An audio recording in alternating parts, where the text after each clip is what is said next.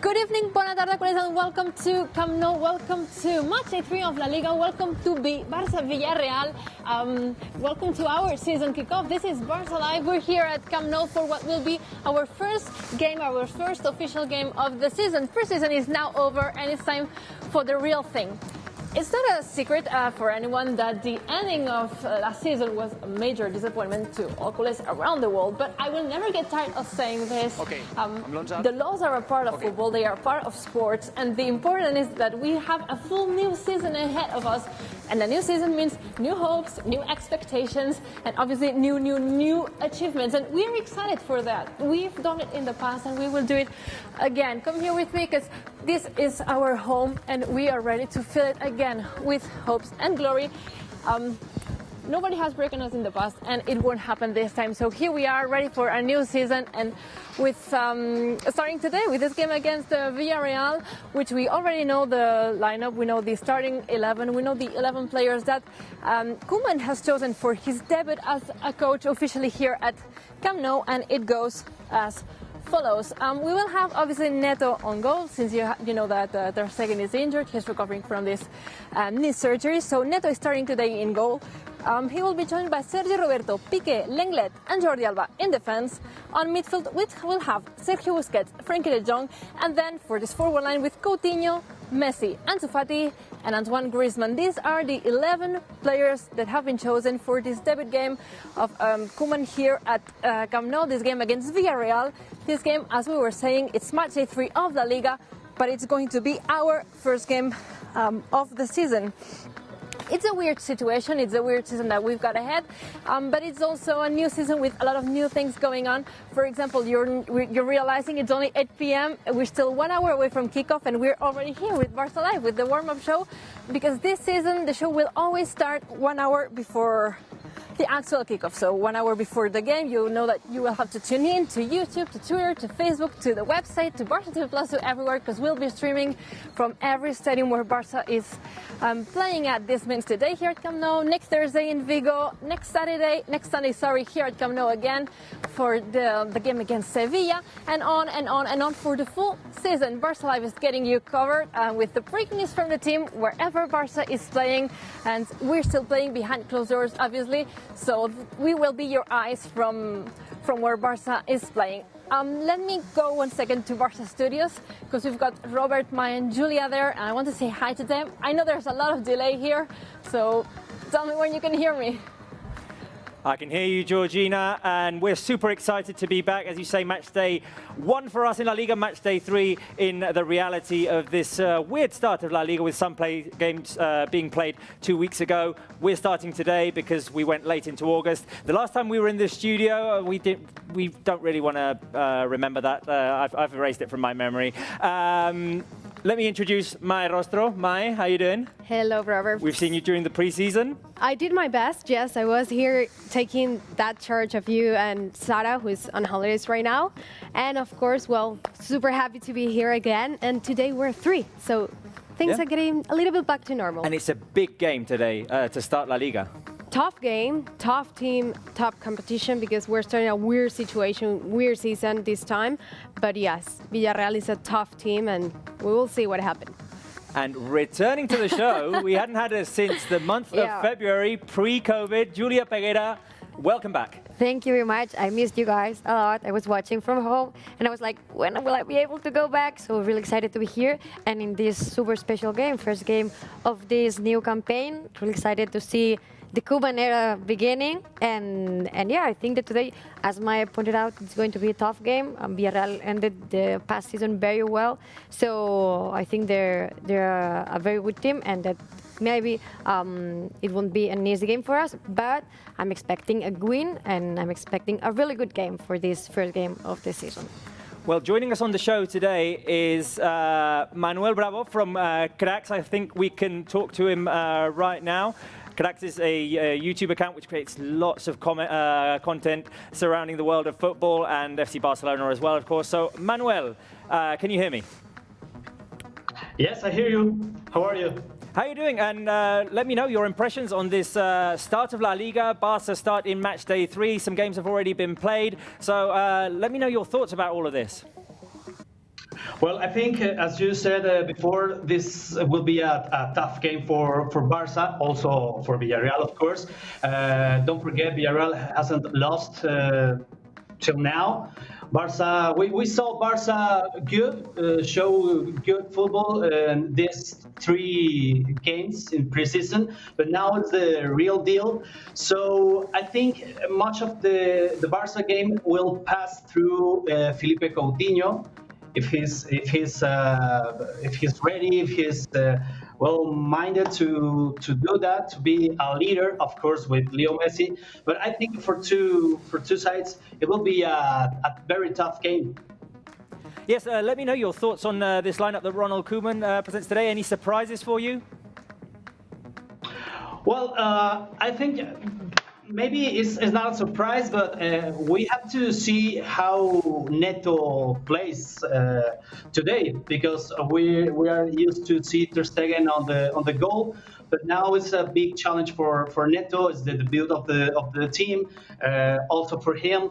So I think this is the line which interesting more for me. There's also changes in midfield. We're used to seeing a 4-3-3 formation over the last few years. We've moved into a 4-2-3-1.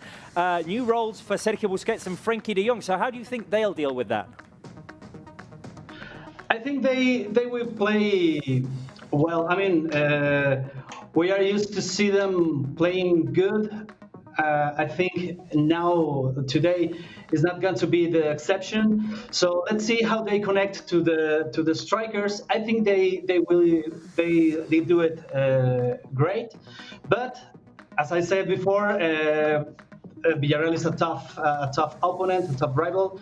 So let's see how they can perform today. I think they have everything to do a great match today. Yeah, and you were talking about the threats of Villarreal.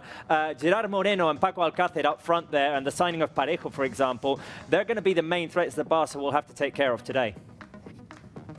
Of course, I think Villarreal did real good signings this market transfer window. So, of course, they will. I'm sure they will give the Barca defense, some troubles. But let's see. Everything can happen. I think Villarreal is more in the rhythm of competition. Barca, of course, they did great their preseason games, but now, as I said, is the real deal. So let's see. It's going to be for sure an exciting match. It definitely will be. When I introduced the interview, I talked a little bit about your account, but let's give you a plug here. Why should people follow the account of Cracks? Well, we are basically a news show. We are not with some team. We're not any team fans. So we provide all the information of the top leagues, of the top teams and players daily in Cracks. So that's why they should follow us. And related to Barca, have you got anything in the background there that relates to Barca? Anything that you can show us? Oh well, we have. I always move the camera. As you can see, we have that Leo Messi frame. Oh, nice. You see it? Yes. So that's part of the stage here. People love that frame, that Messi picture. So Barca is present here in Cracks, of course. No, definitely. I mean, if you're going to talk about football, you need to have something referring to the best player in the world. My final question for you today in this pre-game interview, we'll be talking to you later on. Prediction for this game. What do you think the score will be? Well, I think it's a tough one, but I think Barca win maybe 3-2 or 3-1. Okay, we'll write that down. Something like that. We'll write that down and we'll see at the end of the game if you got it right. A pleasure talking to you, Manuel, and we'll talk to you at halftime. Sure. Thank you for having me here. Let's kick it back to Georgina, guys.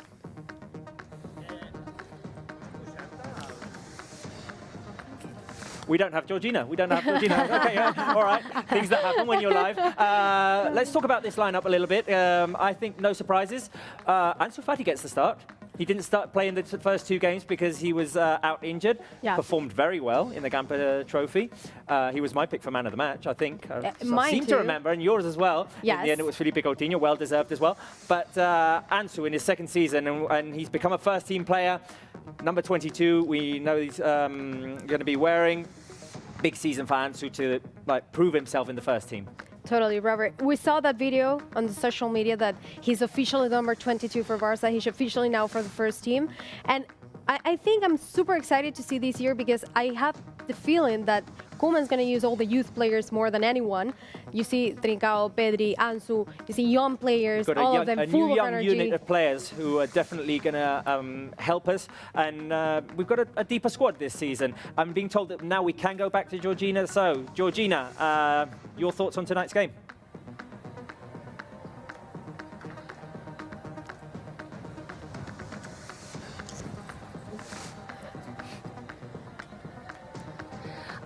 Well, I don't know where you were having me because I was actually replying to you. This kind of. So I was replying to you, Robert, but I don't know why you couldn't hear me. Anyway, my thoughts on the game is that we're going to struggle, and I'm going to ask all of you about your predictions in a moment. But just thinking of the game, I think we're going to suffer a bit here. That we're going to struggle because Villarreal is doing really well. Also, I love the interview with France.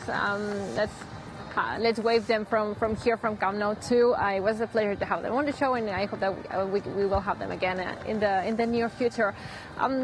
Back to the game, I think we're going to struggle. I think it's going to be hard. We've got now Villarreal for this season. They are already kind of the top of the table. They are currently in the number 6 position. They ended last season doing very well. They didn't make it to the Champions League, but they ended 5th in the last season, the last table. And this season they have a new coach, they have an Emery. There's a lot of things going on for them at the moment. Maybe they didn't start as well as they thought because they had a draw in the first game against Huesca, but then they had that victory against Eibar, so they will definitely be motivated for tonight's game. And I think it's definitely going to be a challenge for us. The first one of the following ones. If you want, we can take a quick look at the standings. Because, well, the league has already started. This is such a weird situation for everyone because as we speak, this is going to be match day 3 of the league, but most of the teams already started the competition a couple of weeks ago. And while we play today Villarreal has been competing for the last 2 match days for the last 2 weeks, so they come here in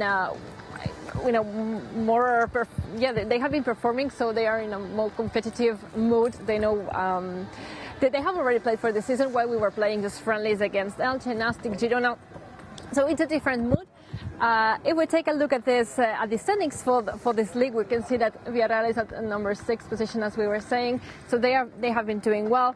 And we are, currently on relegation zones, which is normal because we haven't played a game yet. We will be closing this match day for today with this game against Villarreal.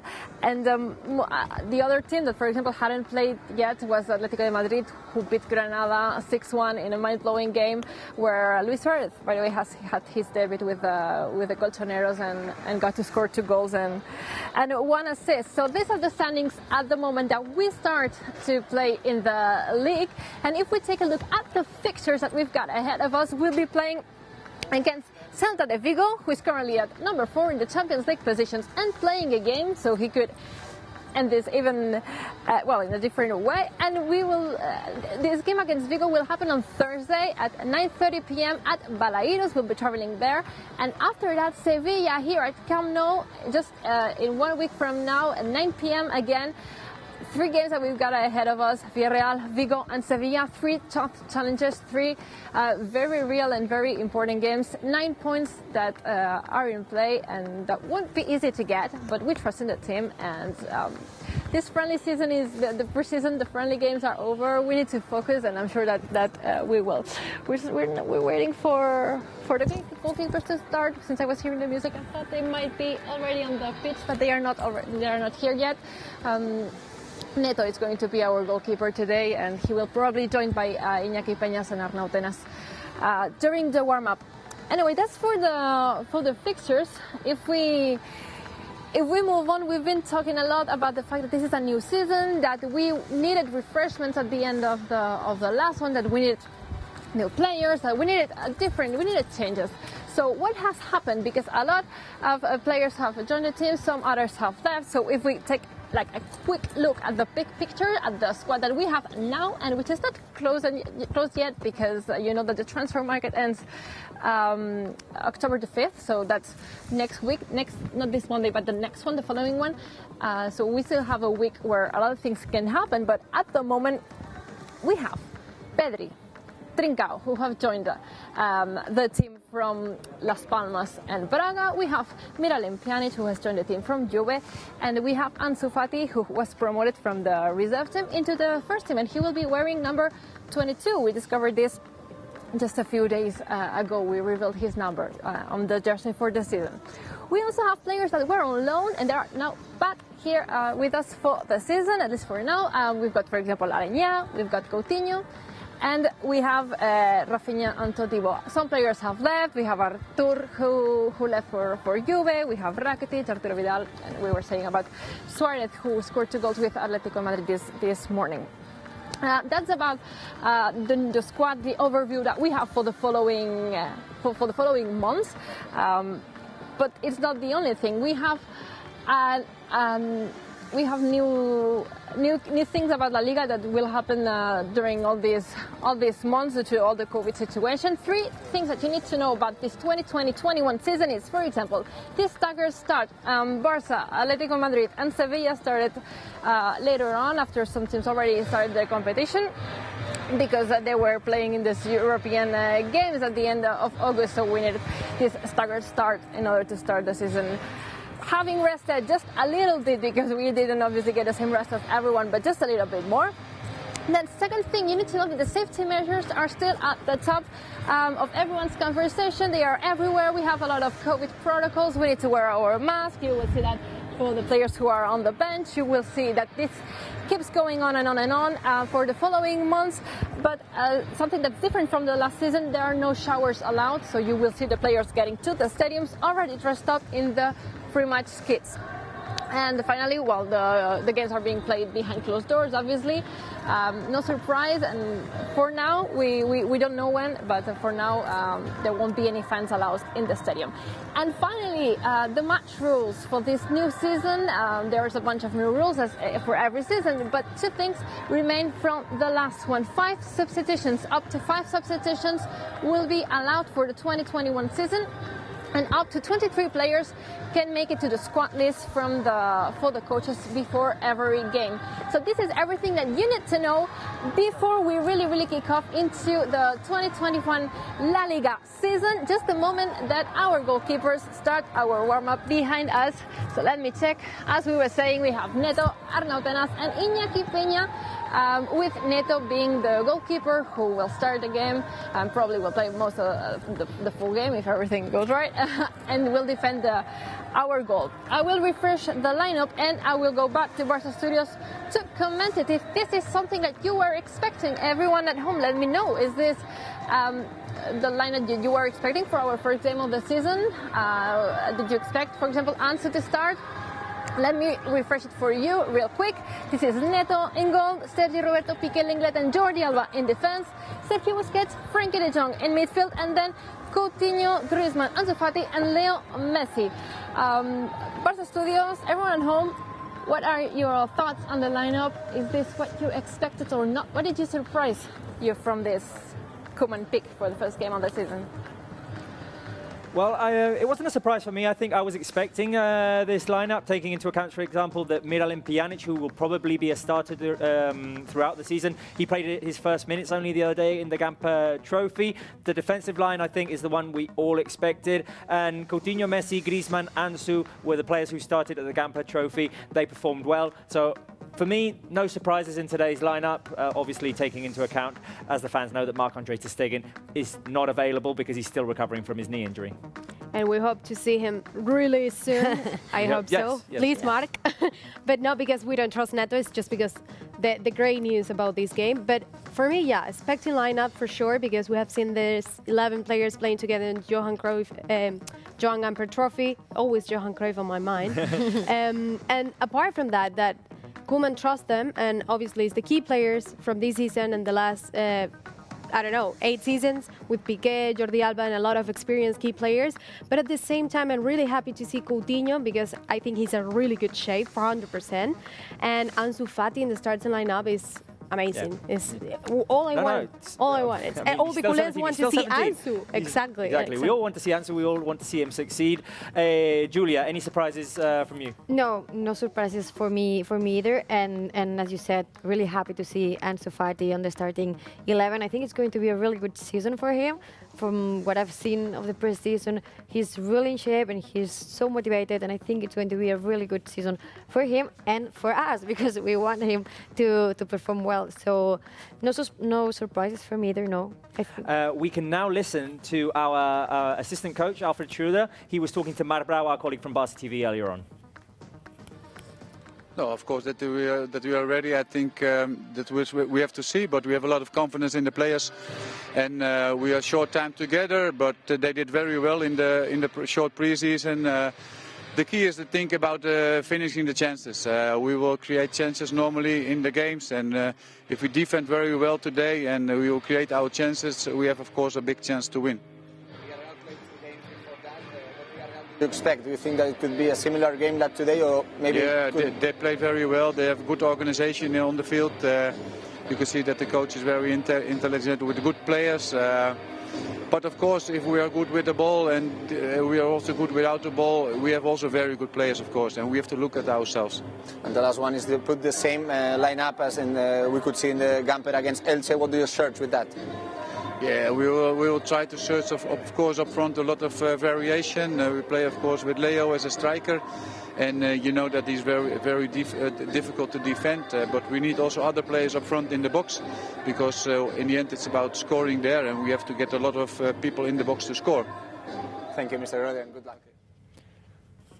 Well, the Barca players are warming up. You can see Lionel Messi, Jordi Alba, Sergio Busquets on your screens right now. Julia, you were telling me right now that the fans are super excited. They're sending in comments on our live chat. Super excited. I think we're going to be able to see some of the comments that we've been gathering. The game hasn't started yet, but you know that we'll be following all the comments you will send us.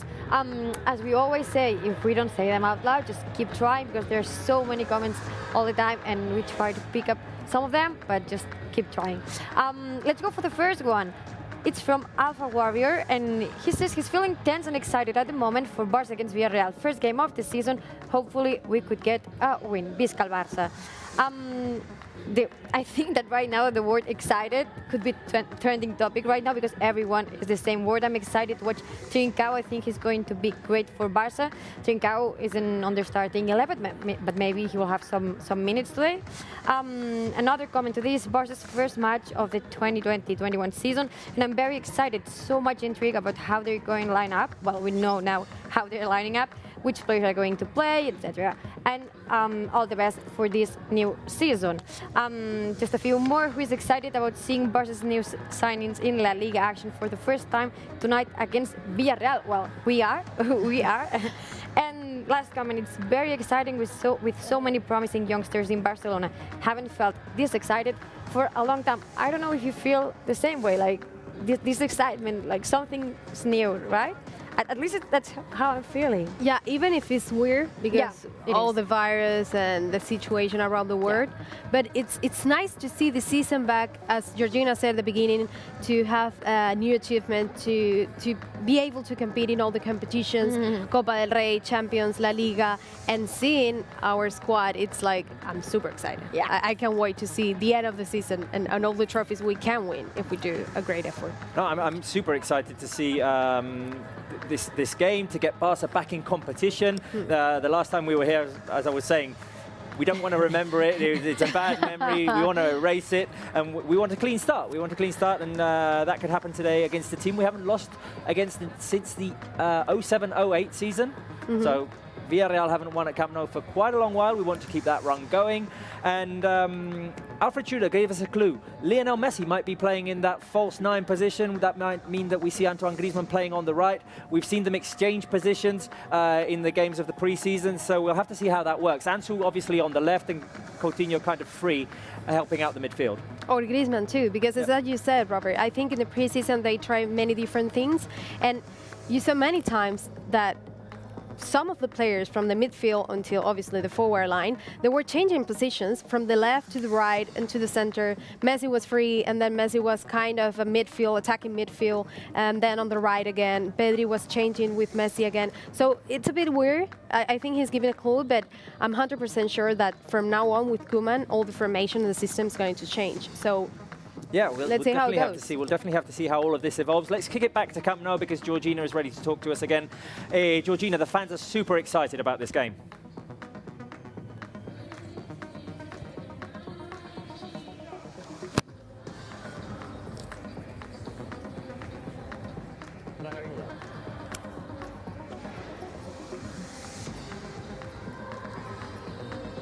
Yes, and I just wanted to add to what you were saying, that there were no big surprises in the lineup. I think that almost everyone was expecting this. We'll see if there are some extra changes in the squad before the market ends, but I don't think there were a lot of surprises in today's lineup. I'm just expecting to see if maybe Pjanic can get some minutes towards the end of the game. It was pretty obvious for everyone too that he wouldn't be starting today. He needs to adapt, and his step into the team will for sure be progressive. It wouldn't have happened from today, but I'm expecting to see him play some minutes and see how he develops in an official game. Okay, so more things about this new season. We'll have a question for you that you can go and answer on the Barça website. This is a question brought to you by socios.com. I'm going to drop it for everyone of you at home. I want you to answer me. Who do you think is going to be the first goal scorer for Barça of this season? And I'm going to ask Barça Studios the same question to the 3 of you, but since we have a lot of delay, I also want you to give me your guess the score prediction. Answer this to me. Who will be the first scorer of the season? Question brought to you by socios.com. And what's your prediction? What is guess the score for this game against Villarreal, match 3 of La Liga? Okay, so 2 questions here, 2 prediction questions, and as Georgina was saying, the fans can answer those questions as well on fcbarcelona.com. Guess the score and the poll. Who will be the first goal scorer of the season? Mai, you go first. Your score, and who do you think Barca's first player to score in La Liga will be? The final score will be 3-1, of course, Okay. for Barca. Okay. And for me, the player who will score the first goal, Coutinho. Ooh, the Gamper Trophy MVP. All Yes, right, I have all a feeling it's Continuing with Coutinho. his good run. Yeah. Julia. My final result is 3-0. I'm Okay. expecting a clean sheet today. And I think the first goal scorer for this season is going to be ANSU Fati. I'm not Alright. going for the obvious one. ANSU Fati. Well, you're not going for the obvious one. I'm going for the obvious one. I mean, there's been so much chatter. We're not even going to talk about it. No. He wants to play. He's smiling right now. He's on our Yeah. screens. He's going to be the first goal scorer of the season. He's going to have a hell of a season. And we're going to win 3-1 today. We're going to win 3-1. I always go for clean sheets, but Villarreal are one of the... I know. They've got Alcácer, they've got Gerard Moreno. I mean... Koeman said so in the good. press conference they have a really amazing up front. So Yeah. Okay, so we've got Julia saying 3-0, Mai 3-1, I go 3-1 as well. Ansu, Coutinho, Messi, Georgina, what are your predictions?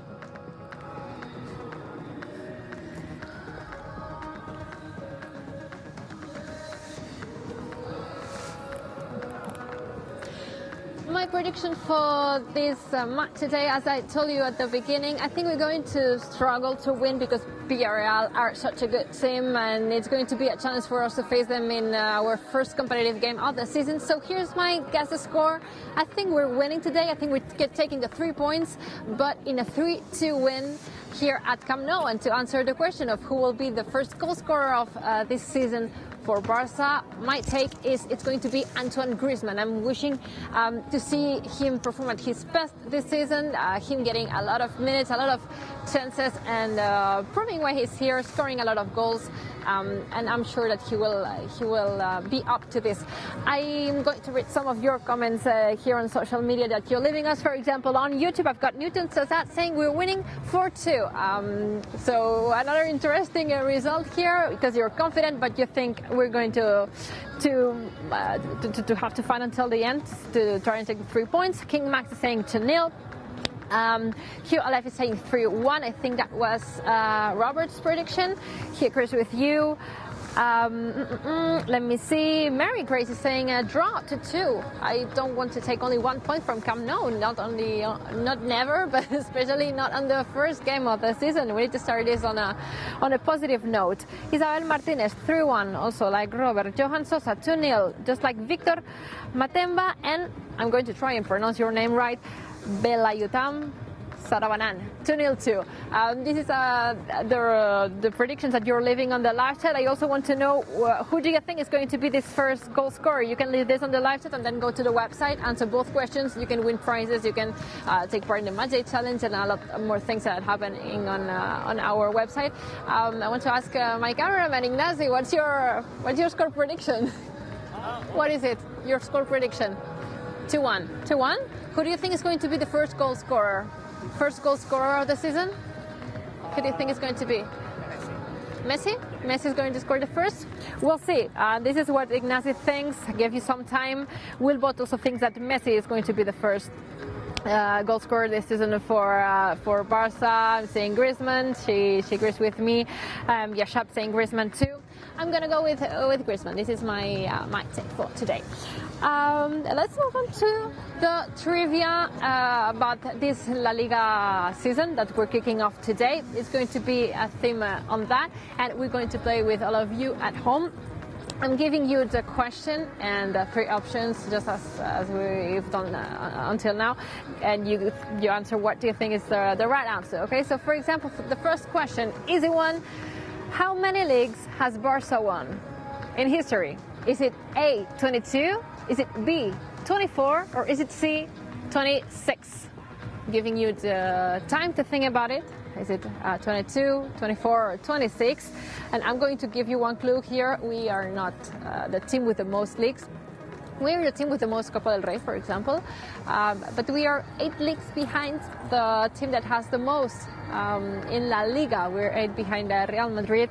And the right answer is C, 26. We've won 26 La Liga trophies, and if we win this campaign that we're starting today, it will be our 27th. Let's go for question number 2. Which team is not in the first division this season? Is it A, Malaga? Is it B, Real Valladolid? Or is it C, Huesca? A, B, or C? And I've got Ignacy behind the camera saying, you said C? You're so wrong.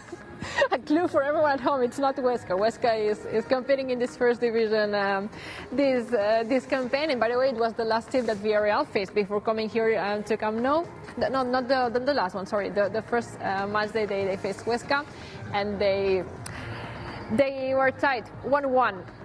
The right answer is A, Malaga is not competing this season in the top flight. Third question. Which of the following regions has the most teams playing in the first division? Is it A, Valencia? Is it B, Madrid? Or is it C, Catalonia? A, B, or C? Think of it. Think of Valencia. How many teams are in Valencia? How many teams are in Madrid? Think of Catalonia. I don't like the answer to this question because give it to me, A, B, or C. Just giving you a clue here, it's definitely not C because it's only us.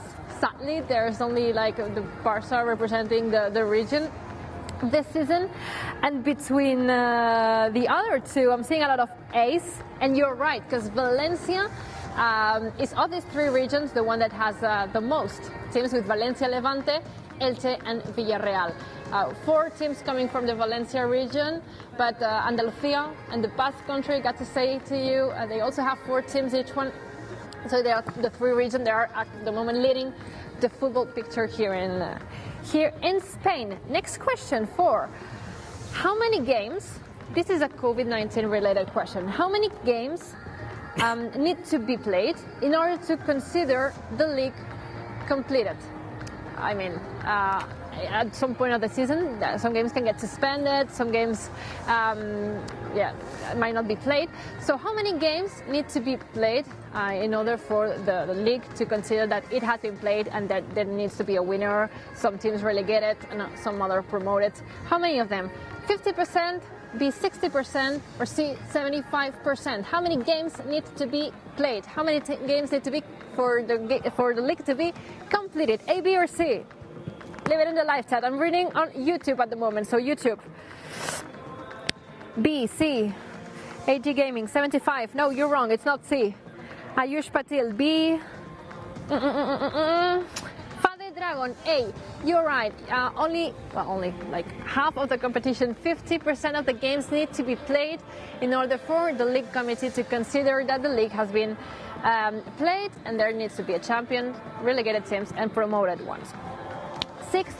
Fifth question, and also related to the pandemic that we're living through. Each team this season will have a backup stadium, just in case that from some safety reasons a game cannot be held at the team's home stadium. We all have like a backup stadium where we will go play in case the game cannot be held at the original stadium. So which one is Barça's backup stadium? Is it A, Visit Mallorca, the Mallorca Stadium? Is it B, San Mamés?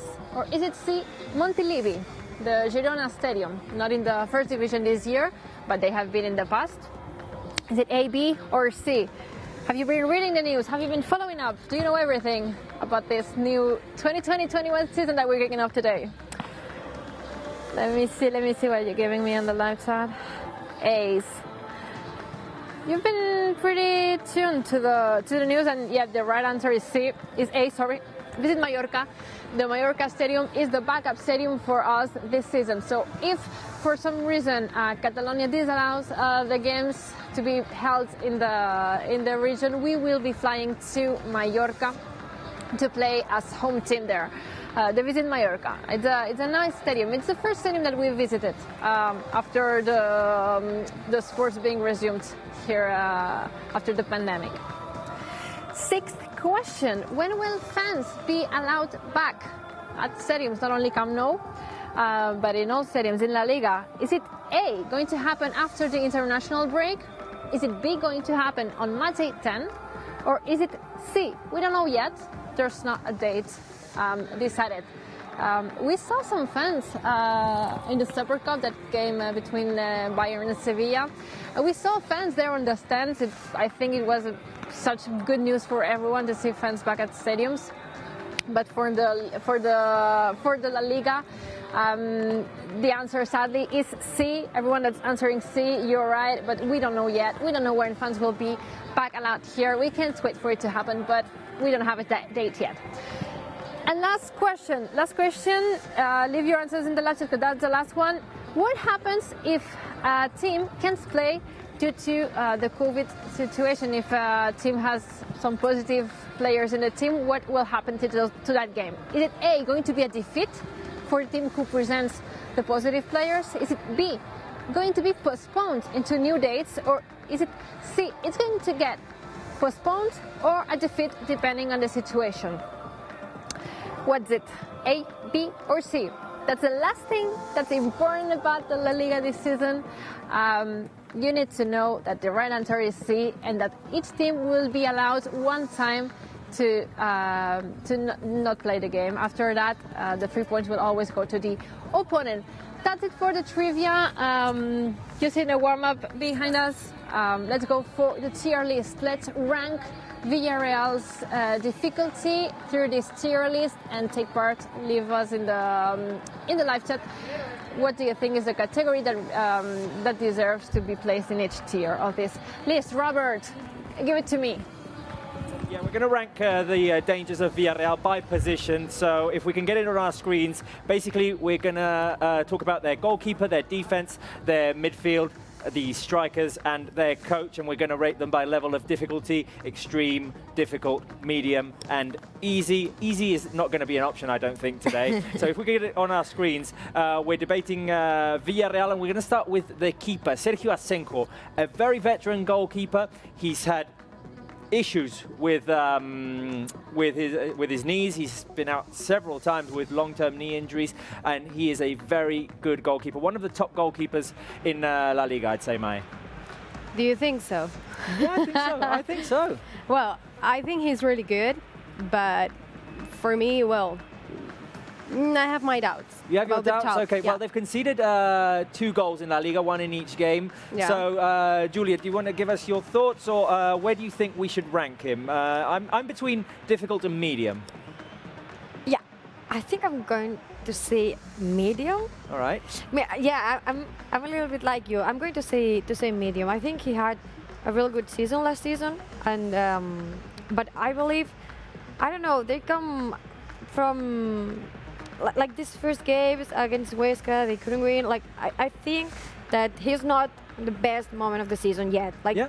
Okay. they're warming up. We can So go medium. We can go medium. Medium. Plus, we scored 4 goals against Villarreal in Yeah. our last game against them at the Estadio de la Cerámica. Exactly. So if we take that Amazing into game. account, Yeah. it was an amazing game. Yeah, let's go medium for goalkeeper. yeah. So we put Asenjo there. Let's go to the defense. They've got some good pieces there.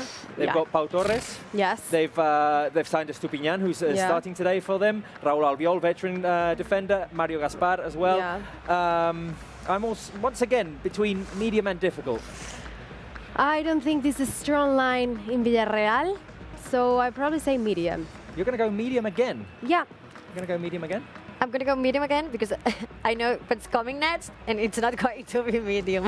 All right, all right. Exactly, So we're putting exactly. Villarreal's weaknesses, quote unquote, in the back line rather than the front line. All right, so let's go medium as well for defense, and hope that we score many goals today and that they Yeah. prove us right. Let's go for the midfield. Signings of Dani Parejo, Coquelin, both coming from Valencia, Chukwueze on the right, Yeah. Gomez on the left, lots of pace as well. I'd say we're moving up into the difficult category now. 100%. For me, the midfield is difficult. Yes, it is. It has to be difficult. Has to be difficult. Yeah. Dani Parejo, one of the top Yes. midfielders in La Liga. So let's go to difficult for midfield. And if we're talking about the main strength of Villarreal, that has to be their attacking line. Gerard Moreno. I read before that he's been involved in 5 of their last 6 goals. That's counting last season as well. He's scored 4 and assisted 1. Paco Alcácer, creating a great tandem with him. I'd say they're going to be extremely difficult to defend against. We struggle against them because in the overall, the head-to-head, the 40 games, 23 victories for Barça is not that much. And I think part of the key for Villarreal is to have a really good up front. So 100% extreme, yeah. Yeah, I agree. And I remember Gerard Moreno started last season really, really good. Like he couldn't stop scoring goals. So I agree with both of you. It's Oh, he gonna be scored in a the goal top. in each game so Yeah. far this season. So extreme is the rating that we're giving the attacking line. And finally, Unai Emery, new coach this season for Villarreal. He has a poor record at Camp Nou. We've always talked about this whenever he's come Yeah. with Valencia, Sevilla, PSG. But he is one of the top coaches in Europe. I mean, he's coached several big teams. Now Villarreal, an interesting project as well. Unai Emery, maybe difficult? Difficult because obviously the best memory with Unai Emery is that 6-1 at Camp Nou in the 26-27 season. But we can't forget that we lost the first leg. So that's what we need, the 6-1. So I'm going to say difficult. In Unai Emery's teams definitely tend to be hard to play against. The players are just leaving now to go into the dressing room. Time to kick it back to Georgina.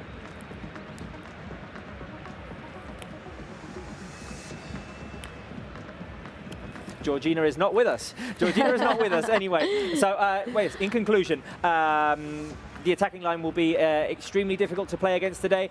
The coach and midfield we've put in difficult, and we've rated their defense and goalkeeper as their not weaknesses, but maybe their weakest points, taking into account circumstances. Villarreal definitely a very tough opponent today, and there's lots to take into consideration today. Barca are playing a new system. We're playing this 4-2-3-1, so we're still trying because it's our first official game, and I mean, it's a mystery at the moment. And it's not their first official game for Villarreal because they already played 2 games. So obviously they have this advantage against us, but I'm still thinking that we're all excited about this, and with the starting lineup, we can celebrate the 3-1 and 3-0. Well, 3-1 if you want to get your prediction right. Let's go and look at the 3 topics of conversation we've picked today. 3 points of analysis for this game. The first we've already mentioned right now is the new system. Up until now, in the 3 preseason games, we've seen Barca play with that 4-2-3-1 formation, moving away from our traditional 4-3-3. It'll be interesting to see how our pair of central midfielders do. With 1 midfielder less in theory, Busquets and De Jong are the picks today by Ronald Koeman. We'll see how they do in terms of keeping the defense safe, in guarding that essential position in midfield, and also in distributing. We'll see how they deal with that.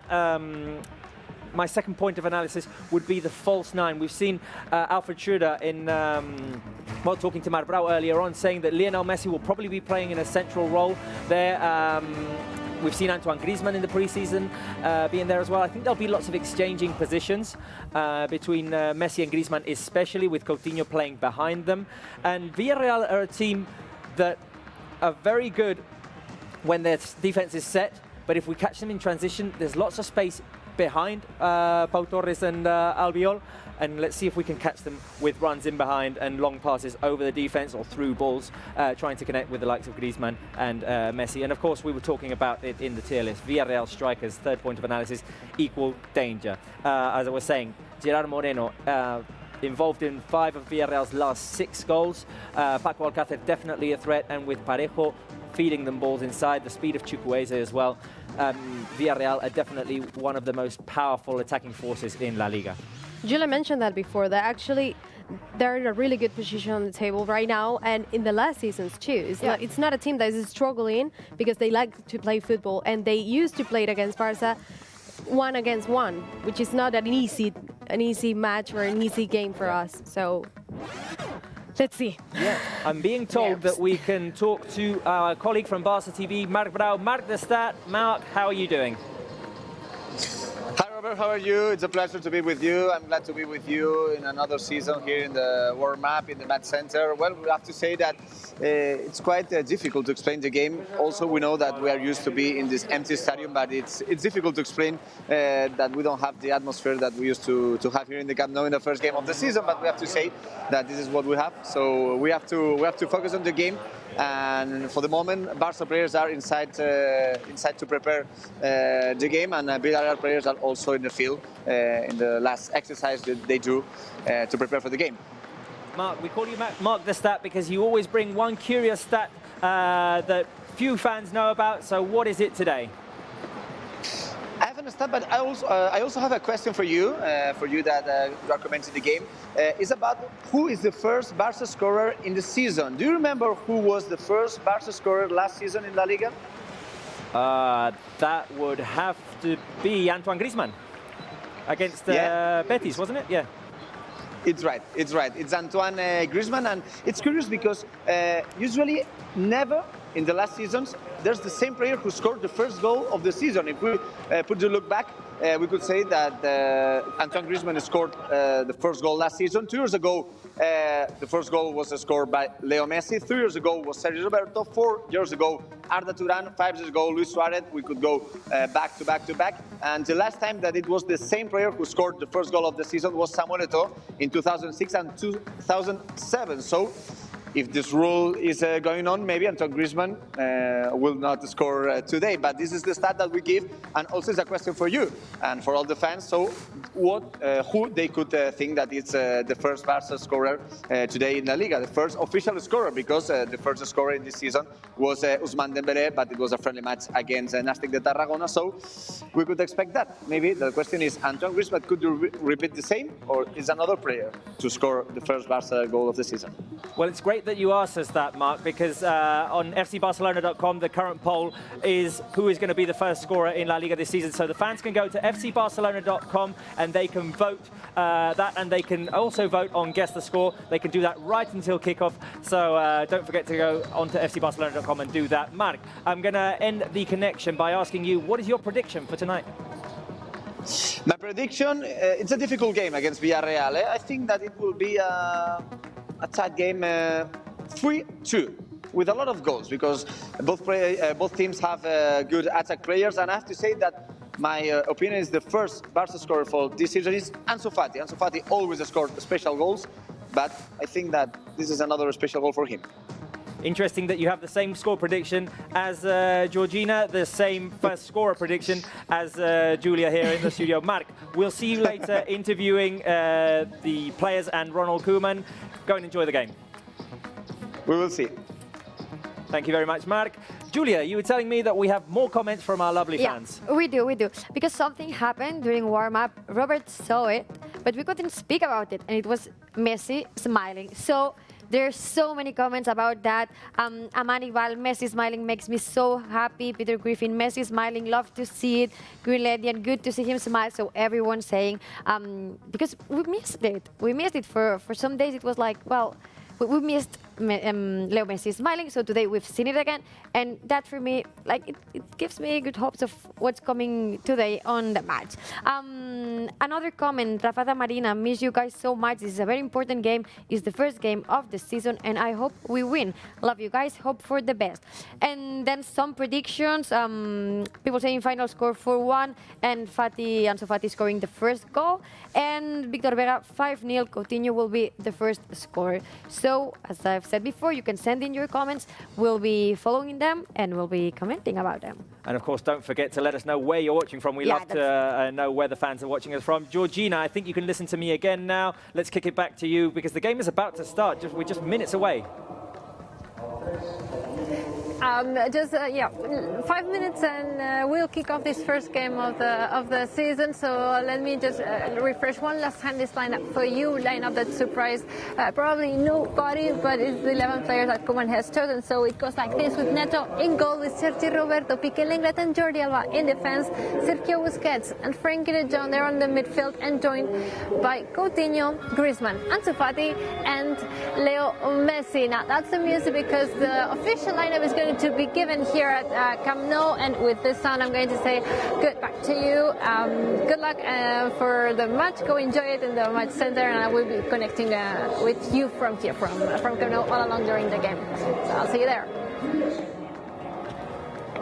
Thank you very much, Georgina. Go and enjoy the game, and we'll be talking to you during the game. So enjoy it.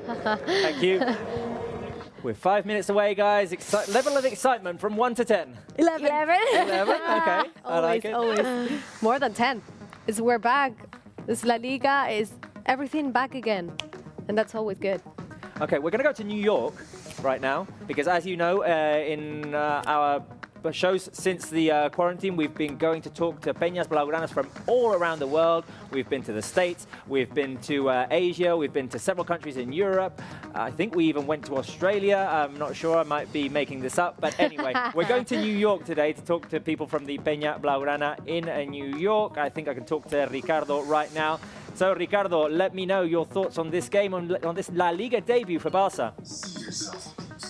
It's very exciting. Thank you for having me on the Match Central.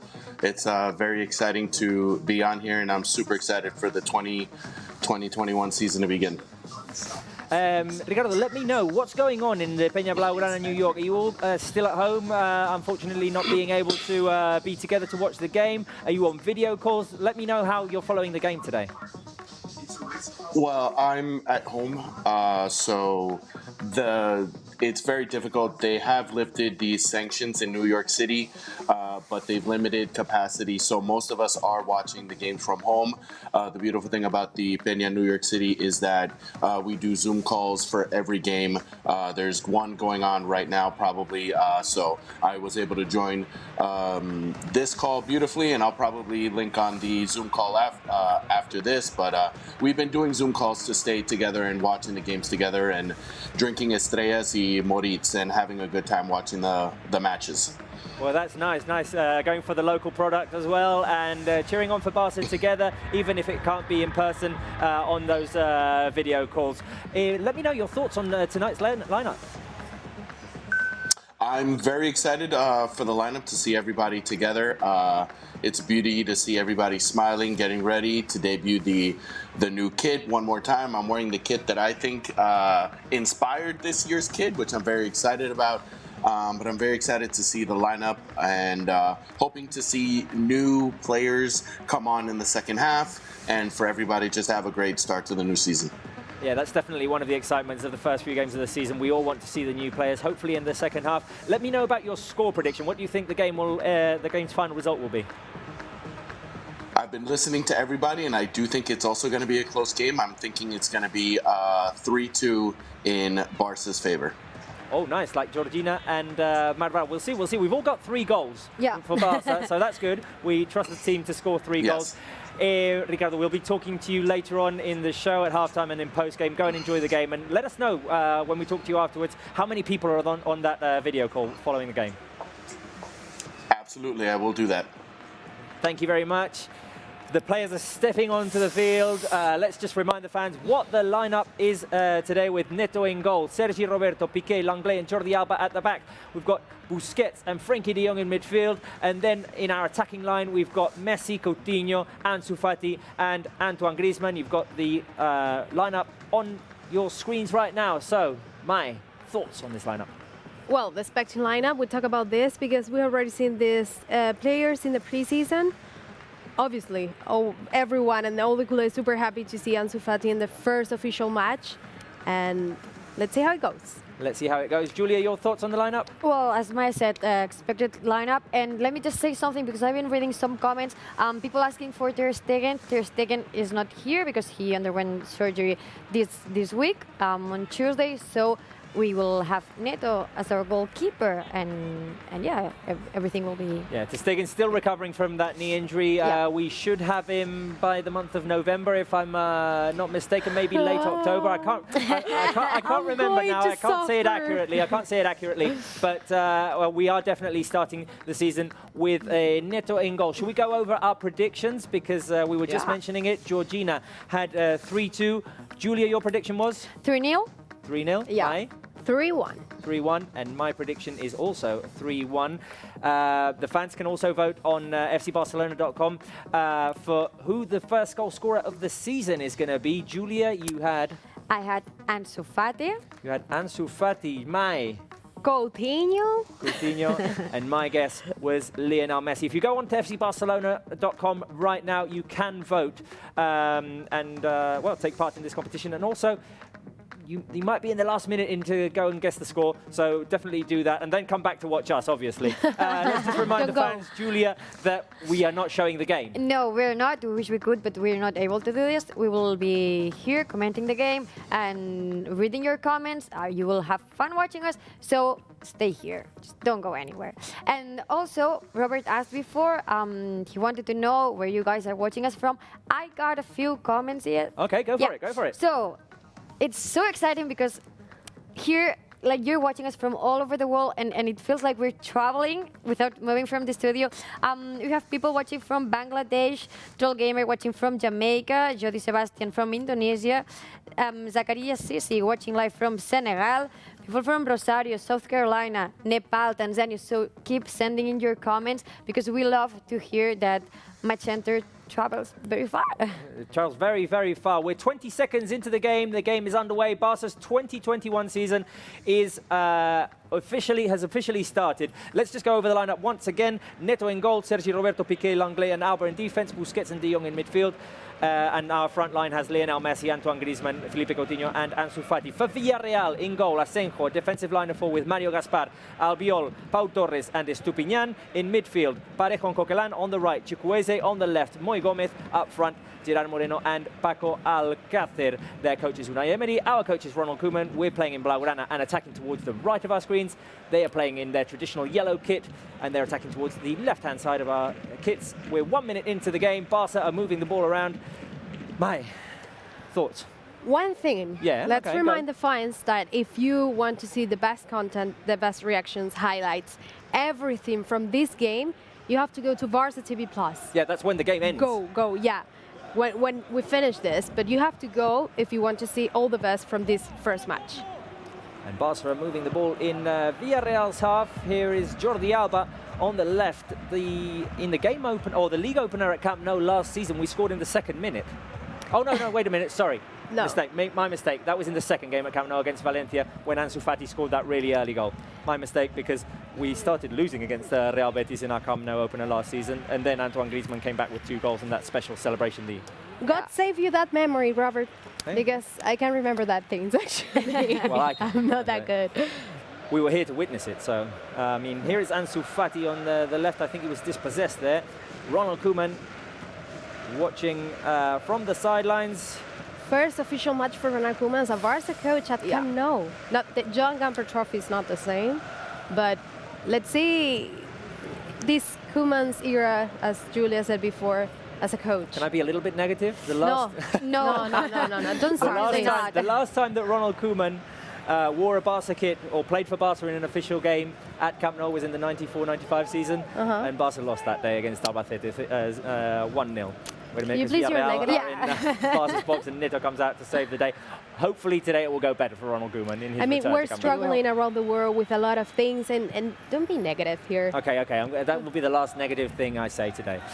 Here is Ansu Fati driving forward. He's got the help of Felipe Coutinho. Great ball by Felipe Coutinho. Ansu's chasing it, but it's going to go out for a goal kick for Villarreal. So it's great amazing to see Ansu. Yeah, to see him, and I'm super happy because I'm seeing all the media and the other teams in Europe crazy about Ansu. Like, oh my God, they wish they can have someone like this. Yeah, and it's Interesting ours. attire there for Unai Emery. Sorry, you probably weren't watching the scheme, but Unai Emery wearing a hoodie which was half dark blue, half yellow with a yellow hood.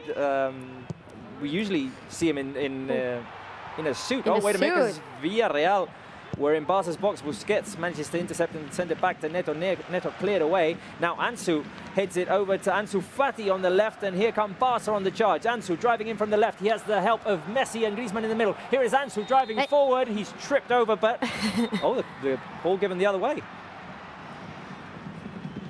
It's like Albiol got to the ball first, and then Ansu tripped over him. Yeah, that is exactly what happened. I'm liking the pressure, though. Good pressure by Barca, and a chance there for Villarreal with the cross coming in from the right-hand side. Alcácer chested it down to Samu Chukwueze, but Villarreal were unable to create an opportunity from it.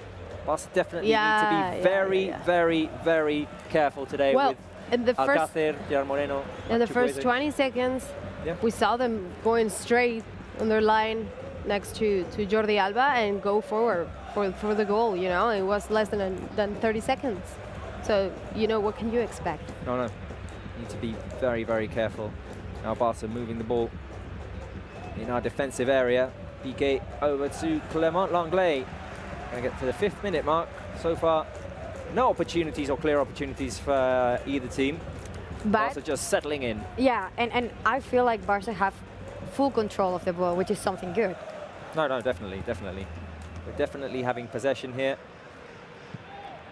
And we need to be careful with the speed of Villarreal on the counter-attack, because we've seen how quickly they can become dangerous. Here is Sergio Busquets. Lovely through little ball to Messi, who gets going. Here is Messi with the drive. The pass to Jordi Alba. Alba inside the box, takes a dribble. The cross by Alba.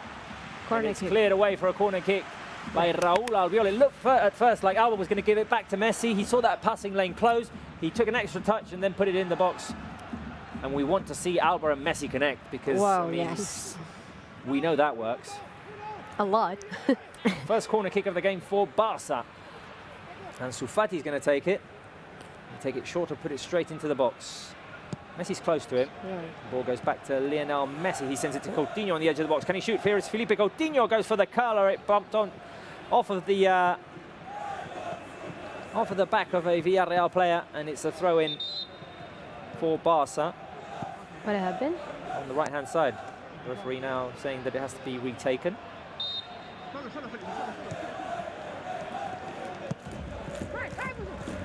It smells like a goal's coming. Oh, does it? Okay. Right? I like the optimism there, Julia. But on this side of the pitch, please. Yes, because I'm a bit scared about their counterattacks. No, I like how Barca at the moment are managing to like flip it up a gear in just like when Messi gets open in space or when ANSU gets open in space, they just go for it, and that will definitely create good chances for Barca. Here's Coutinho.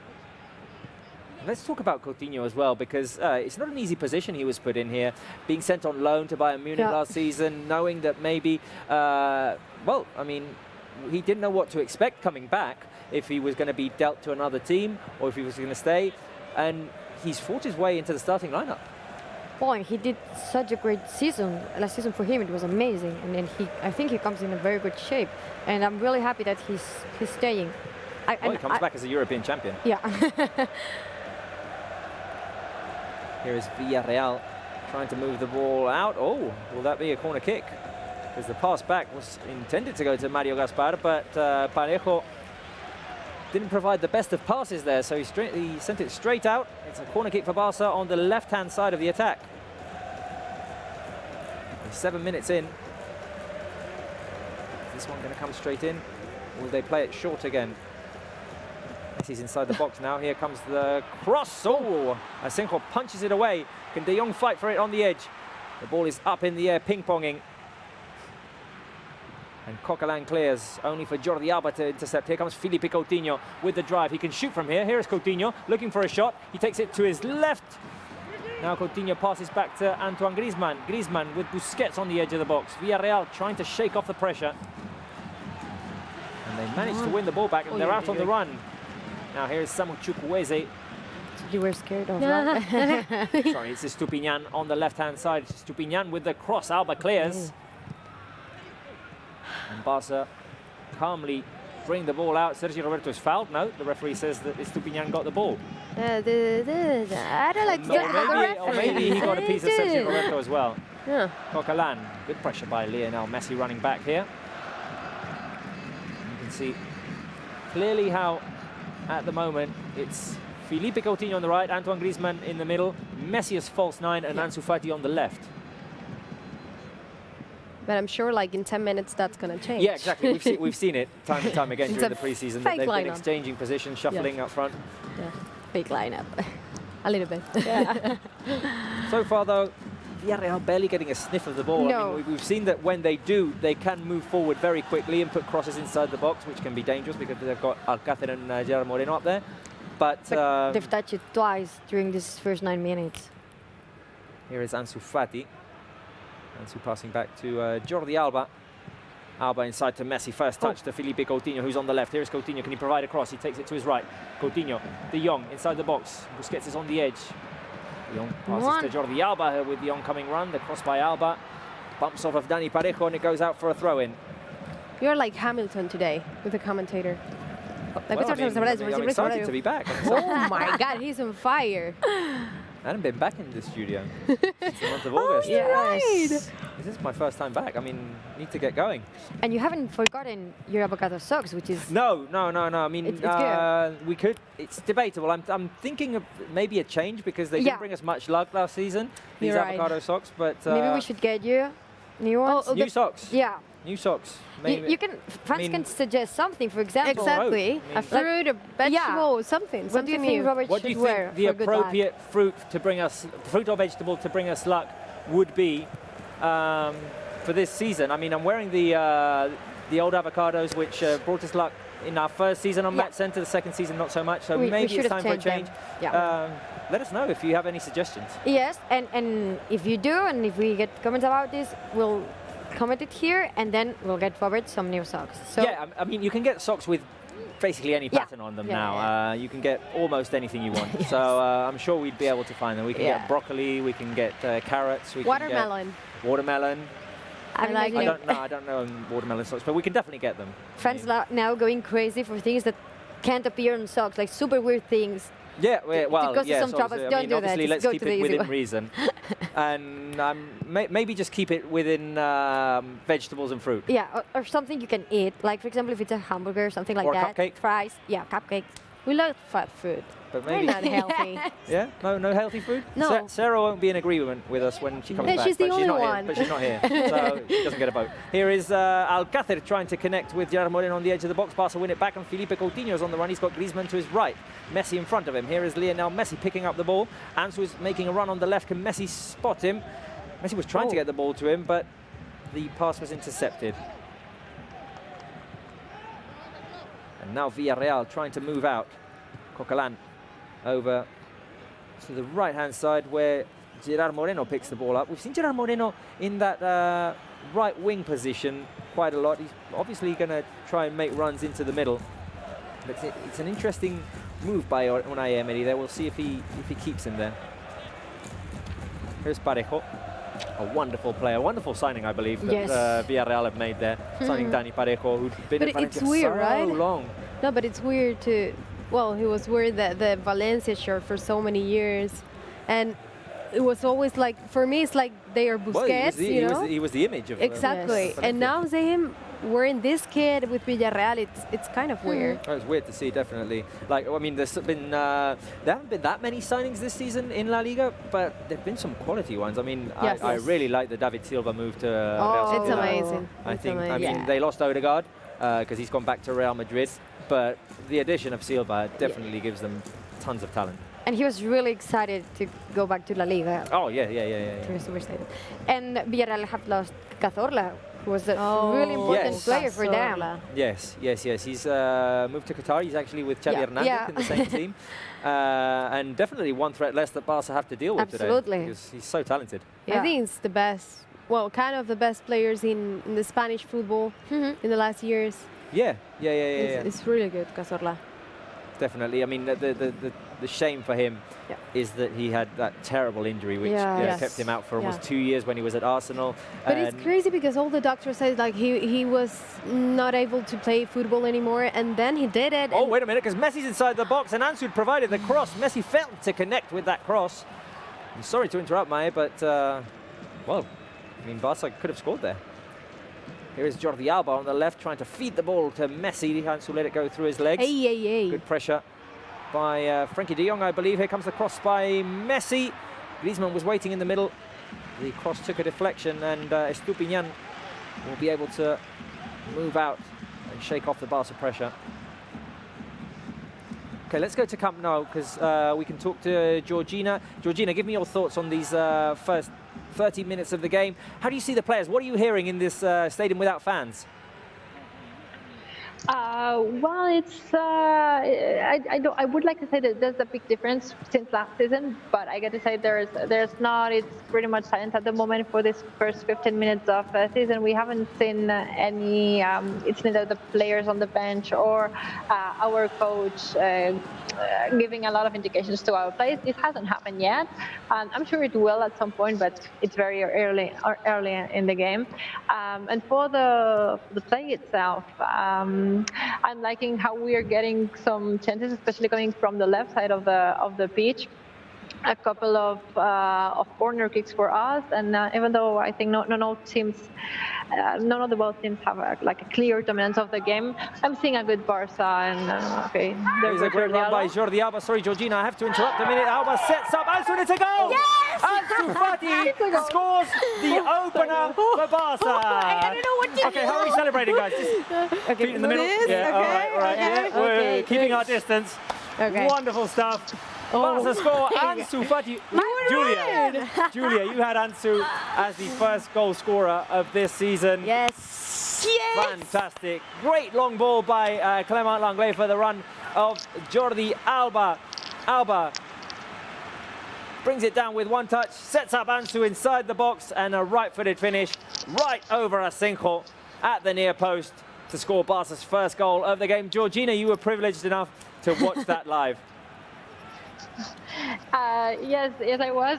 Although the final kick, I couldn't see it because there was a cameraman in front of me, and because I was staring at my screen, like replying to you. But I saw that that pass coming from Jordi Alba, and I knew this could potentially end up as a goal. We've had some reactions from the bench now, and well, I can see Koeman on the sideline, probably ready to give some instructions after this first goal, the opener. We know now the answer to the Socios question that we were saying at the beginning. We'll see if the fans were right. We'll see what the fans have voted. Tom will let us know in just a minute. Georgina, we'll be talking to you later on. Great, thank you. See you. Guys, ANSU Fati. Everyone was excited about this, and what a goal! I'm sorry. What a goal! Yes, It what a was great that finish. cross, really close to the line, and then ANSU with the shot, like boom, you know, like it was a great Kid, cannon. he's Like just 17 you can years stop old. that. Yeah. Asenjo was looking at the ball like, I can't do anything about it. Like, His face was like, I give up. like, I give up. bye. Unstoppable. Yeah. Super excited, super excited. Wait a minute, because ANSU here he comes again. He's comes inside the back. box on the left. ANSU provides the cross. The ball's bouncing around. Whoa. Sergio Roberto with the little volley with his left foot went over the crossbar. Julia, I've just come up with a question for the fans, Okay, just go for it. and let's see if they give us our answers. All right. Fans, let us know how many of you are 17 years old like ANSU Fati, and what are you doing right now apart from watching the game? So what's the situation in your life? Because ANSU Fati is 17 years old and he's scoring goals at Camp Nou. For all of those of you who are 17 years old, I mean, your life is probably not the dream of ANSU Fati, but let us know what's going on in your lives. It's a good one, it's a good one. By the way, I've been seeing some comments about your socks. We're going to come to that during another time of Yeah, the okay, game. when the game goes quiet a little bit, we'll go back to it, let the fans vote a little bit more what they think the choice for this season for good luck should be. Yes, but it's good to see that our friends are implying There they to are. us, like There they are on our they screens. come back to us, and it's Well, all good. I mean, I've just had an idea. Which is? We used to, for good luck, we used to put garlics next Yeah, to the it's next to the true. screen. So maybe we could mix it all together and have garlic Oh, socks. guacamole? What? No, garlic. Garlic. Good idea. No. Why not? Why not? No. Why not? It's We weird. just join the garlic. two concepts. No. Okay, Mai doesn't like it. No. All right. Okay. We should think something better. Do you know why you said that? Because you don't want to remember two things before going into the match. You just want Exactly. I mean, garlic socks. for That's me, it's it. a ritual. I mean, if we do change them, wait a minute, because the cross comes inside and Piqué clears it away, Parejo picks it up. I mean, the pre-game ritual is just socks on first. And I always know which ones to wear. Now, I mean, if we change it, I'll have to get used to it. Here is Estupiñán making a run down the left flank. That was probably one of the worst crosses he's ever put in his life. But Villarreal still alive on the other side. Chukwueze heads it on to Gerard Moreno. Piqué picks it up inside the box and clears it back to Neto. Neto with a short pass to Jordi Alba. Also still in defensive zone. De Jong back to Langley. Someone should clear it away, I think. Here is Langley. Yeah. Over to Felipe Coutinho. Now Barca open in space. ANSU's on the left. Griezmann in the middle. Here comes Felipe Coutinho, changing the pace here. Messi's on the right. Oh, Coutinho, lovely little delivery to ANSU. ANSU scores his second goal. Wow! Do you want to celebrate? Do you want to celebrate? I didn't know that the ball was on my feet. Yes. Yes. I didn't know that Anyway, while Mai gets recovers from her laughing fit, ANSU Fati scored his second goal. Wow. Oh my goodness. Sensational stuff. And how Barca brought the ball out from behind. Clement Langley finding Felipe Coutinho open in the middle. Felipe Coutinho had space to run and decide. He had Messi to his right, ANSU to his left. ANSU was completely unguarded. Yeah. Great transition by Barca. I don't think Unai Emery will be at all happy with that defensive transition. And a quality finish by ANSU Fati. And you see, defensive line, medium. All right. Wait a minute. We're 20 minutes in. Let's not. Okay. Get too, Okay, but I mean, in the transition, they need to be careful. Oh, no. It's not the same. We did mention that they're very good when they're set, but in transition they struggle. And we just saw that. I mean, Coutinho had acres of space to run and time to decide. It was kind of like, do you remember that Clásico which was played on the 23rd of December, a couple of seasons back, and it was played at 12 o'clock at noon. The goal which Ivan Rakitic had to make well, he made a run from his own half right into the box almost. I think he fed it out to Sergio Roberto, and then Sergio Roberto passed to Suarez. Yeah. It was kind of a similar run there by Felipe Coutinho in that he was just running all alone down the middle, strolling along. What a vision! Like now, you're seeing. Obviously, I feel like the up front line for Barca is stronger than ever. Yeah, I agree. But you see, they're in shape, and they all move, and it was like a completely line moving. You have the options right or left, and any of them can score work. the goal. Yeah, I agree. Definitely. And ANSU Fati, first official game as a first team player, and 2 goals in 4 minutes. So. Well, I mean, This season is going to be an exciting one. I mean, this player, I mean, what I was saying before, 17 years old and scoring twice at Camp Nou in the league opener against a team like Villarreal. Yeah. He's just this week been announced that he's become a first-team player. He had that game with the Spanish national team in which he was superb as well.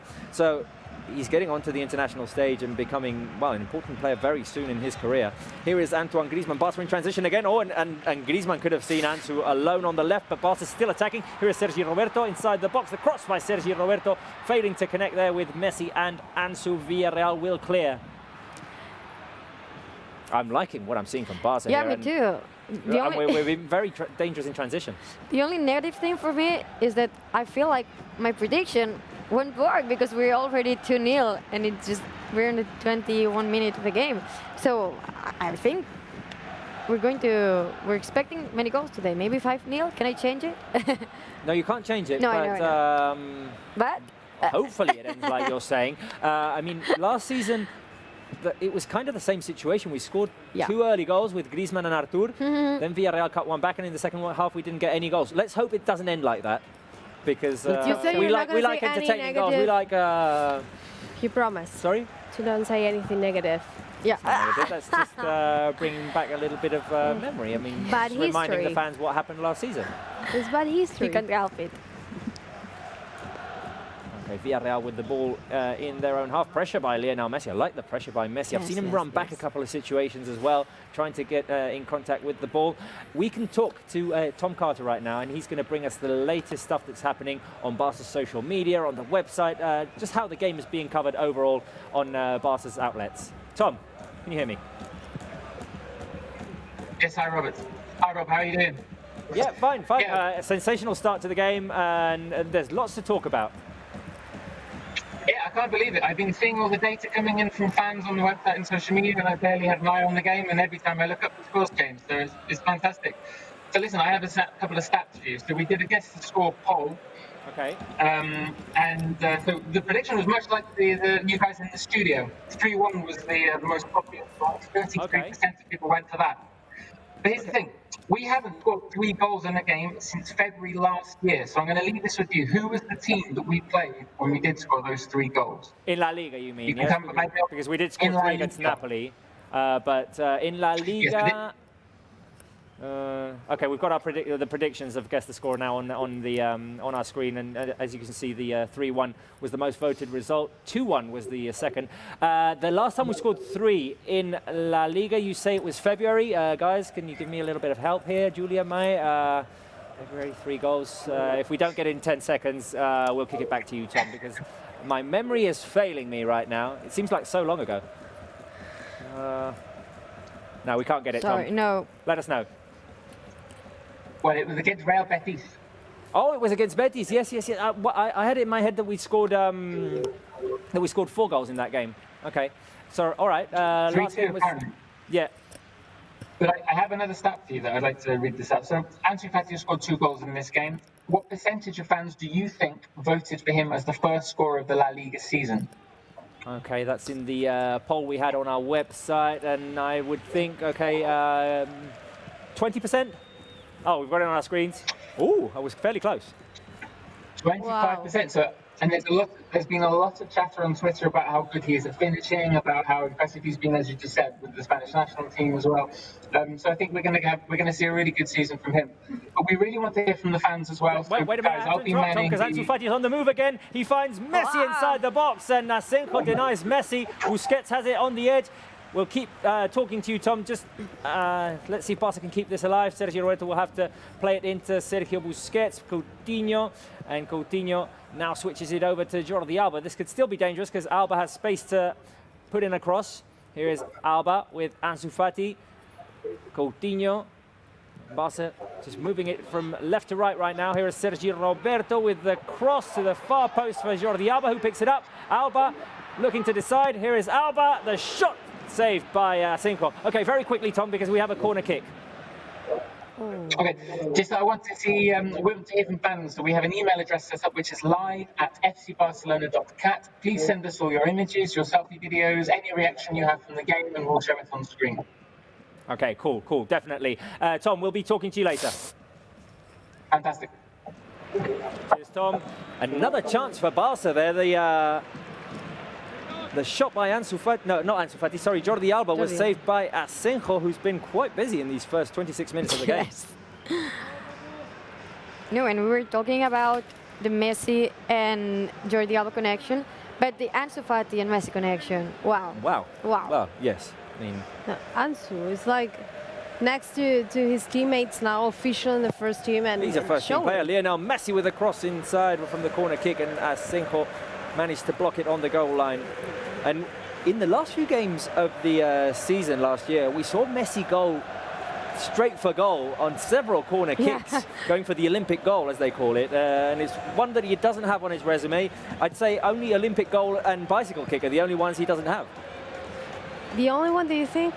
I mean, there must be. I mean, he hasn't scored with his bottom either. It's but Messi. I mean, like even if he is in the middle of the pitch, he can score from there or do something amazing or different. Midfield as well. I mean, yeah, midfield is also one that. I hope we can see. Some of these free kicks have been so far out that could qualify for. Maybe the Liverpool one could qualify as a midfield goal. It was 28, right? 29. Yeah, I mean, I don't know what the distance. I think it was 28, 29. No, he hasn't scored from the halfway line. Anyway. Villarreal have the ball, and we'll go to Julia in a minute with comments. Perfect. Let's just see what Villarreal can create here and if Barca can stop it. Let's hope nothing. No, let's hope nothing comes of this. What's different from this new La Liga season is that actually the teams in La Liga, they're doing all the transfers between them, because obviously the market is complicated around. Yeah. So they're doing... Wait a minute, a switch over to Stupinyan, who brings it down with a cross straight into the hands of Nepo. Yes, we've seen lots of movement in between teams rather than players coming in from other leagues. Exactly. And I think Villarreal did almost everything from that, because even Cuenca, who is a varsity player now, is on loan there. And he's on loan there, but now he's been sent out on loan. Yes. He's been sent to Almeria, I believe. Yeah, Cubo and Chukwueze and, Chukwueze now, I'm sorry, Stupinyan. Yeah. And a few of them, Parejo too. Yeah, Parejo, Coquelin as well. Yeah. Here's Lionel Messi playing a long ball to Ansu Fati. Can he bring it down with quality? Oh, yes, he can. No, well, that was offside. All right, offside given Julia. Okay, so if you guys just tuned in, we've spoken about Robert's socks, because he always wears these socks, these avocado socks, that bring him and us good luck for the game. So we said that maybe it's time for them to change, and we asked you guys, what do you think he should wear from now on? So I have some suggestions. Pleasure TBS. Carrot socks. Carrot socks, all right. It's a nice one. JJ, get socks with Koeman's face on it. That might be tricky. Yeah, it might. I think we should stick to vegetables or things that can be eaten. And a guy named, like his username is Pizza is the best. I thought he was going to comment pizza socks, but wait a minute, because Alba is inside the box. Ansu Fati tries with his back heel. Intercepted by the Villarreal defense. So the answer is not pizza? Okay, the answer is not pizza. It's apple or grape. But I have a suggestion for you, Robert. All right, go for it. No, let's see if we can see it, because I think our fans would love to see. Ah. Who did this? Tom? I think it might be just a bit... maybe Oh, Tom. wait a minute. Lovely through ball to Lionel Messi. He won't be able to get to it. I think it might be just a little bit, a tad too egotistical to have socks with my own face on them. It's a bit weird, yes. So... I might have them created and give them to Mai, maybe, and she can just wear them any given day. Why Mai?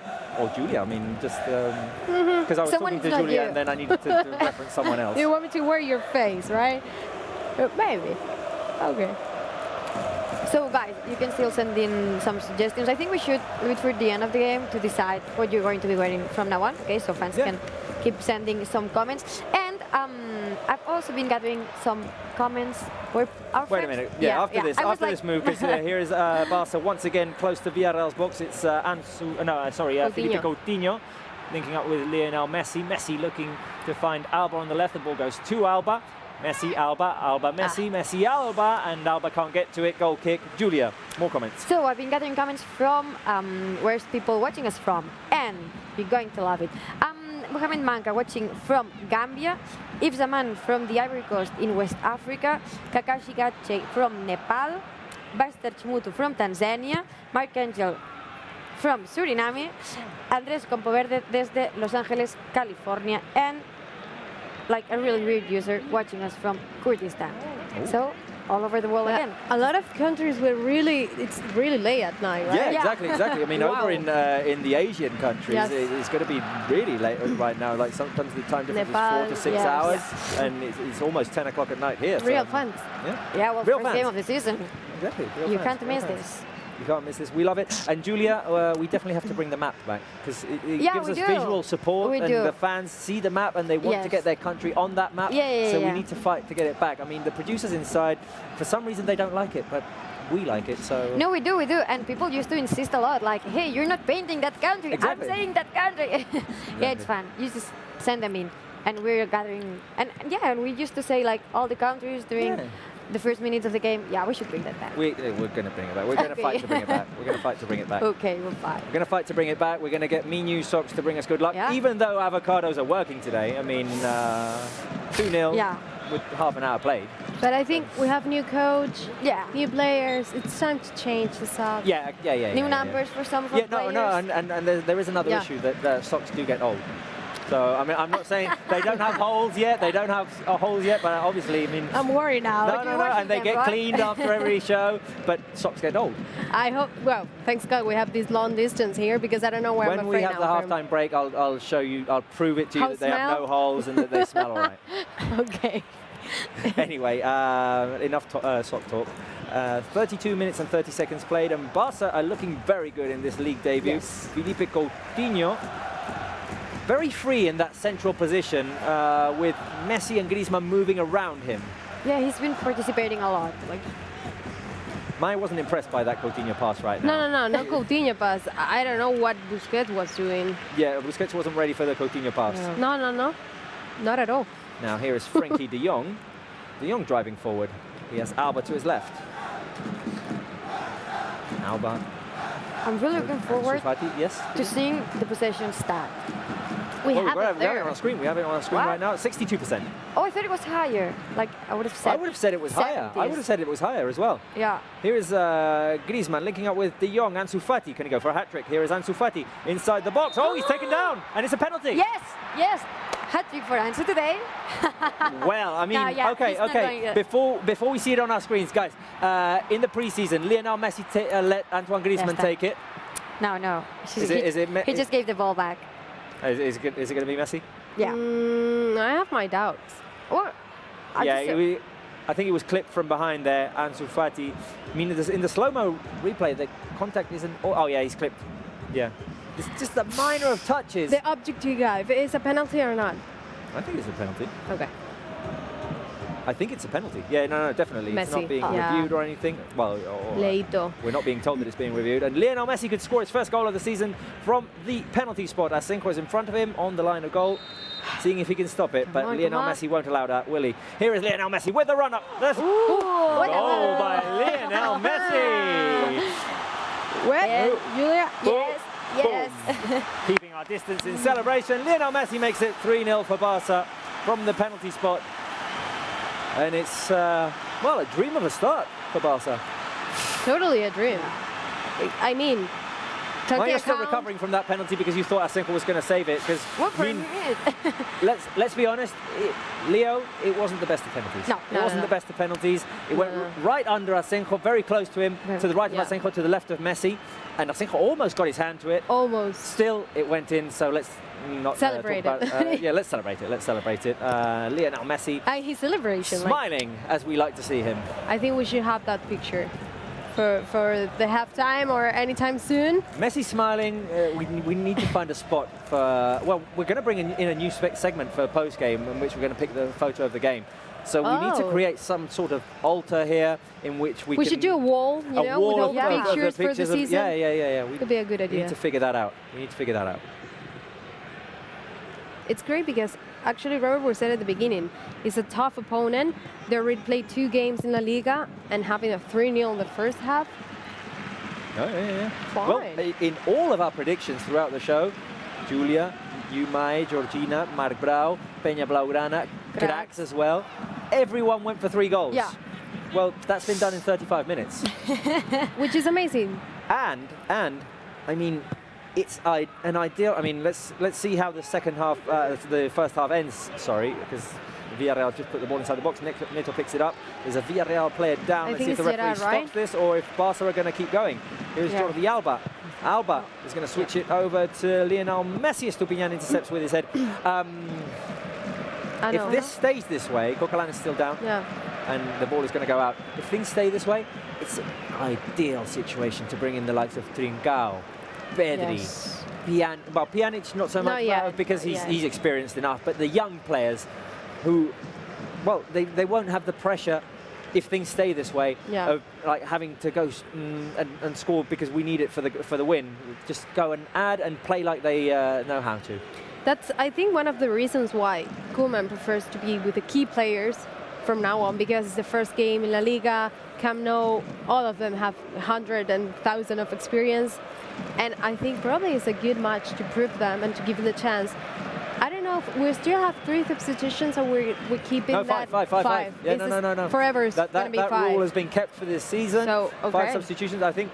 I mean, I read yesterday that in some games there were cooling breaks, which didn't make any sense because it was like 18 degrees. I mean, it's not a cooling break; it's just a break to drink water, really, truthfully, because it's not warm. But we haven't seen that happen here so far. Even though the ball play was stopped just a minute ago, and a couple of players went for a sip of water or energy drink or whatever they drink to the bench. But the play has been resumed. And we need to be careful in these final 8 minutes of the first half. Try and keep this clean sheet going into half-time. Piqué clears away. So far, great job by both Piqué and Langlais clearing those crosses that keep coming in. Now Chukwueze can't keep the ball in, but it's a throw into Villarreal on the attacking right flank of theirs. Mario Gaspar with the throw-in. Chukwueze. Here is Mario Gaspar back to Chukwueze. Parejo fighting for it. That's Coquelin. Mario Gaspar tries to put the cross in, and it's a corner kick. It's a proof for Neto. I think until now, well, they don't have a real shot on target, but what we saw until now, a couple of crosses intercepted, and I think that's it, really. Yeah. Corner kick for Villarreal on the right-hand side. 38 minutes played in this first half. And here comes the cross. Can Jordi Alba clear? Loose ball, and Neto picks it up. There was an offside called anyway. But, who was it? Who was it? I think Alcácer was waiting for it. Offside called anyway. It wasn't dangerous, mate. You can recover now. You can breathe. You can breathe. You can breathe. We need to bring the suffer cam back. I mean, it's not the ideal game for it because we're 3-0 up. Yeah. But Maya is great for the suffer cam. There are still things to suffer for. For example, ANSU Fati scoring a hat-trick. Yeah, I mean, maybe the fans can weigh in on that, Julia. Well, yeah, I was reading a comment actually about ANSU Fati from Prosper Dudum. The future ANSU Fati is here, people. You're watching the next GOAT of Barcelona. What do you think about that, guys? The next GOAT? Definitely looks like that. Yeah, I mean, we hope so. Made in La Masia. He's only 17. There's plenty of years of his career to go. But let's hope it's that way. Yeah. And we're 3-0 up. 2 goals scored by ANSU Fati. 1 scored from the penalty spot by Lionel Messi. And Barca on the attack again. On the left-hand side, here comes the cross to the far post. Sergi Roberto brings it down. Here is the 1-2 with Messi. The cross by Sergi Roberto. And Coutinho with the chance, which is cleared over the crossbar by Asenjo. Another great chance for Barca there. Great save. There was a Barca player offside when Messi tried to give it back to Sergi Roberto. It was Griezmann, but he didn't get involved. It was Griezmann. He let the ball roll. Sergi Roberto got back to it, put a cross inside to the edge of the small box, and Coutinho connected on the volley. It wasn't best of connections with that volley there. It took a bounce, and then Asenjo had time to clear over the crossbar. Here is Coutinho. Sergio Roberto on the edge. Sergio Roberto back to Lionel Messi. 5 minutes remaining in this first half. Here is Messi with a little shimmy. Messi over to Jordi Alba. Barca struggling to keep the ball, but they do. And now Ansu Fati has it on the left. Here is Ansu. Ansu tries to put the cross inside, and it will be picked up by Asenjo. Time to go to Georgina at Camp Nou. Georgina with 3-0 up. I mean, super start for Barca. Yes, I heard something you said. This is like the dream start. I definitely think it is. It is. And I have the detail. I don't think you have commented this. I don't know if it was seen on TV, but I can tell you when Messi scored the penalty, we saw everyone and each one of our players go and greet Messi and just hugging him, clapping hands with him. Just Neto was the only one who didn't come to Messi, obviously, but every player that from the team went and congratulated Messi on the goal. You can see the vibe in there.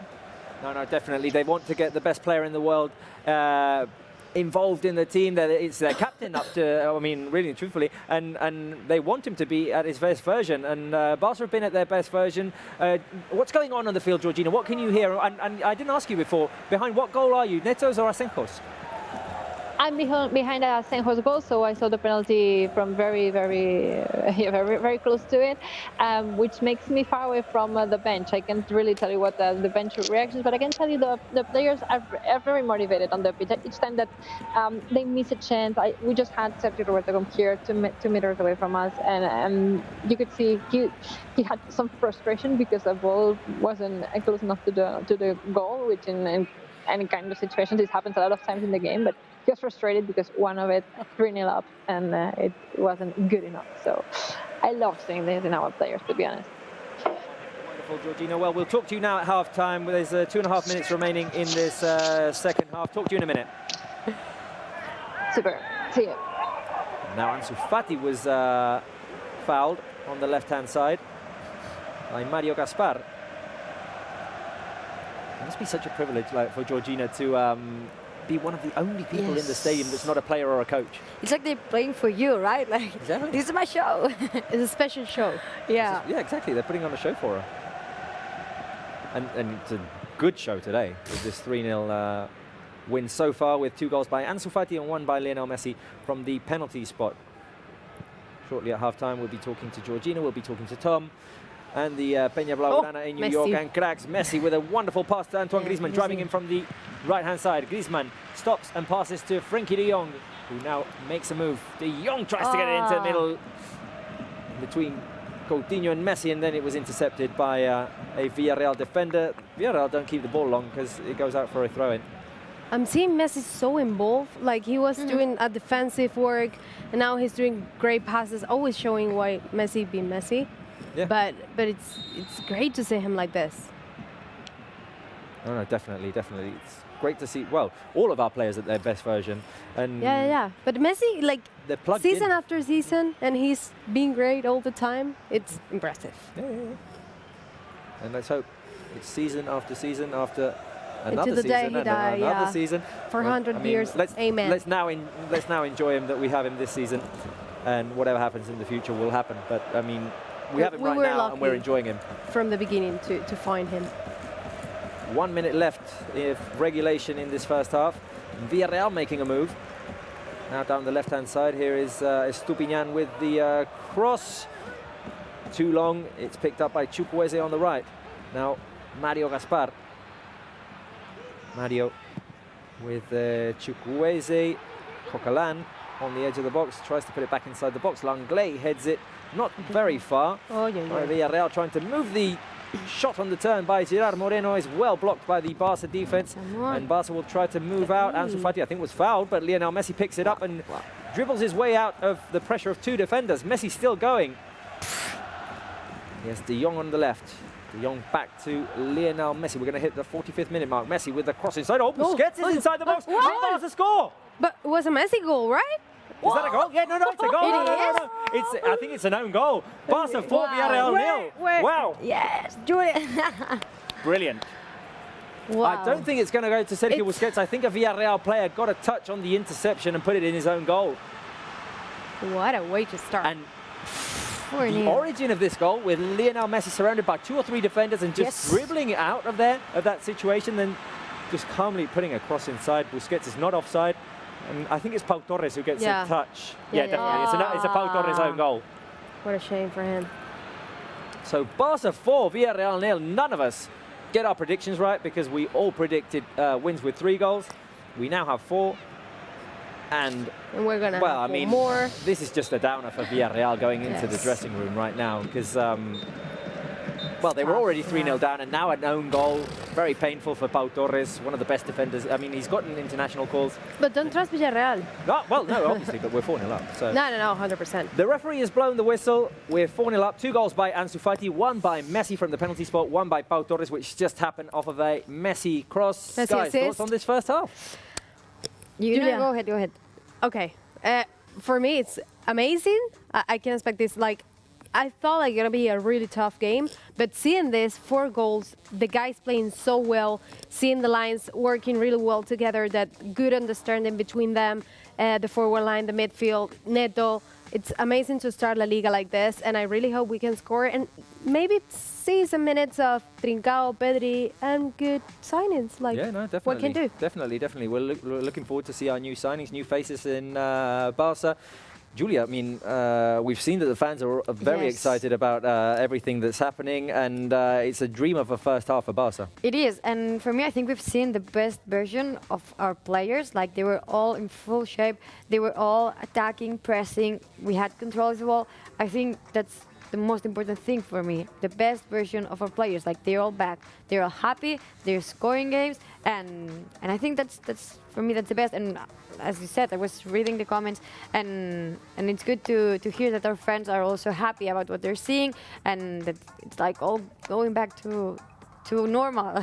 No. Before we talk to Georgina, Tom, Manuel, and Ricardo, Ansu Fati, guys, I think it's the. I mean, everyone's had a great performance, but Ansu Fati is probably the name that stands out in this first half because he's just proving that he can be a first-team player. 2 goals in this first half. He loves to break the records, to be part of the history of the club and in the Liga and all the competitions. And seeing this match, the 2 goals being the first, it's like the first season for him in the first team, and he already scored the first goal for Barca this season. So what else can you say? Yeah, no. I mean, it's superb. I mean, it's like when we talk about Messi, the list of adjectives just ends. And with Ansu Fati, it's going to end soon. Okay, let's go and talk to Georgina, Tom, Manuel, and Ricardo. Guys, can I get them on screen right now and see what they think of this first half performance by Barca? Georgina, I'm going to start with you because you're at Camp Nou. What a dream of a start! I keep saying this, but it's a dream of a start to the season for Barca. No, it definitely is. And I'm going to add something. It's not only the results, but it's the attitude. Since the first minute, we've seen the players go and get the game. There were some doubts on how the team would perform for these first games coming after this preseason, this weird summer. And the attitude, the vibe is great. And I can't wait to see what happens in the second half. I'm surprised, but I'm so happy to be surprised at the moment. Yeah, no, it's amazing. And Tom, I mean, so much has happened during the first half that lots of the content we wanted to talk about through the first half, we'll have to leave for the second half because it's just been so eventful. There's been so much going on. I mean, the polls have been changing every time someone scored. People were maybe taking some liberties and cheating and redirecting their first goal scorer. Yeah, on social media, it's incredible. There was a lot of apprehension before the kickoff about what was going to happen. Obviously, we've been a turbulent pre-season.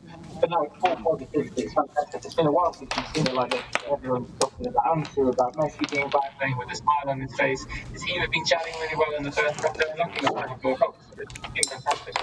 No, definitely. It's great to see Messi with a smile on his face. From Cracks, Manuel, your thoughts on this first half? What Tom was saying is one of the main issues here. Lionel Messi with a smile on his face again. Yeah, of course. Well, with that players, with that mates, of course he will have a big smile. Of course he scores again. so he's happy. But I'm amazed by ANSU. I mean, this kid makes me wonder, what was I doing with that age at 17? He's great. I can imagine how confident he is by putting on the field by Koeman, starting the season, starting on the first team with this important game. So I'm amazed by this kid. No, sensational start. And Ricardo, over in New York, the fans, well, you guys said you were following the game together on a video call, and everyone must be super happy with this start.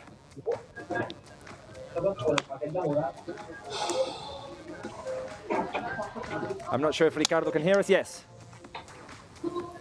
I don't. I can't hear you, so I'm just going to talk about the first half of the game. I'm having technical difficulties with the headphones, but so I guess my score is wrong. So I don't mind being wrong on the score of the game, 4-0. That's amazing. I'm ecstatic that ANSU was the first one to score the goal, almost going on a hat trick, and it's just an amazing start to the first half in the first game of the season. Fantastic, fantastic. Well, guys, we'll be talking to you throughout the second half and in post-game, and hope that Barca scores many more goals in the second half. We're going to go over to the Matchday Challenge, the halftime quiz, which Maya Rostra is going to present to us right now. Hello, Barca fans. This is the halftime, and we have prepared for you this match day challenge to take a look if you know a lot about this game, this Barça Villarreal. So let's take a look on the first question for this quiz that you can take on fcbarcelona.com. This is the first question. Why are Villarreal called the Yellow Submarine? Option A, they travel by submarine to their away games. Option B, inspired by the Beatles song later covered by Los Mustangs. Option C, the club was founded in a famous submarine. And option D, they play in the third division for years and were considered to be under the surface. Now let's take a look at the question number 2. Which team has current Villarreal coach Unai Emery not faces Football Club Barcelona with? Option A, Arsenal. Option B, PSG. Option C, Almería. Option D, Valencia. Question number 3. Who was the last Barça player to score in La Liga against Villarreal? Option A, Griezmann. Option B, Messi. Option C, Ansu Fati. Or option D, Stoichkov. Then the fourth question. Paco Alcácer is now a Villarreal player. How many goals did he score in his 2 seasons as a Football Club Barcelona player? Option A, 10. Option B, 15. Option C, 20. Or option D, 25. And the last question, question 5, is which Barça manager had formerly also been in charge of Villarreal? Option A, Johan Cruyff. Option B, Luis Van Gaal. Option C, Tata Martino. Or option D, Ernesto Valverde. You have to go to fcbarcelona.com to play this little quiz, but before that and before the second time, take a look on these Origins by Trincao.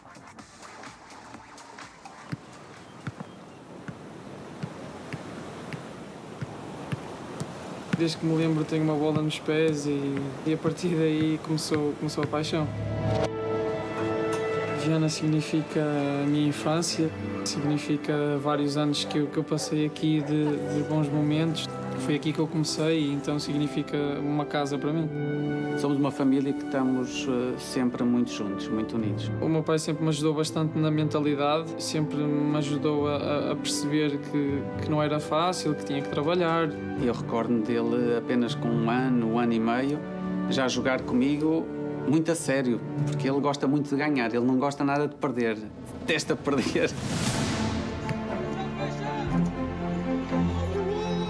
E o Francisco, eu acho que tem essa... Ele é um miúdo muito ambicioso. Ele quer sempre aprender mais. Primeira vez que o Francisco veio cá treinar, desde logo vimos que era um miúdo diferenciado. O Francisco sempre teve uma capacidade, uma habilidade inata de desequilibrar. Era um fantasista.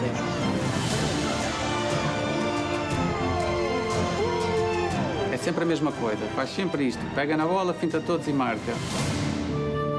A tomada a decisão de irmos morar para Braga foi quando eu assinei profissional, quando tinha 16 anos, e os meus pais acharam que era o melhor, porque o meu pai também tinha a facilidade, porque tinha trabalho em Braga, e acabou por ser uma decisão mais fácil nesse sentido, e achámos que era o melhor para todos. Só depois, quando passou para a equipa B, isso é que teve momentos mais que não jogava tanto, ou quando foi para a equipa A, primeiro ano da equipa A jogou muito pouco, não é? E pronto, esses foram os momentos mais difíceis dele. E ele não estava a conseguir fazer a transição de miúdo para graúdo, não estava a conseguir reagir muito bem àquilo que era uma nova realidade para ele. E desde que foi para a equipa B e para a equipa A, Braga fez um trabalho específico com ele para ele desenvolver em termos musculares, porque sentíamos que essa podia ser o problema dele.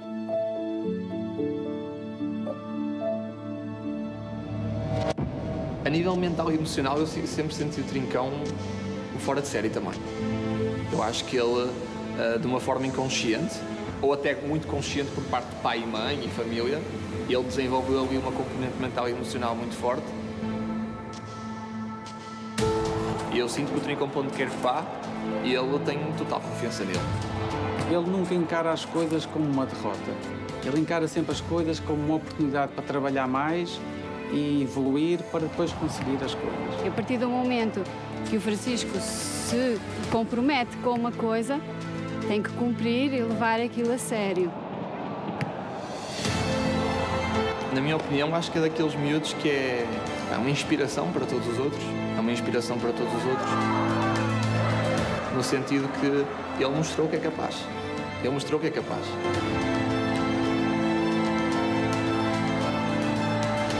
Com o trabalho dele e com a dedicação que ele ao longo do tempo foi tendo, eu fico muito orgulhosa do que ele conseguiu.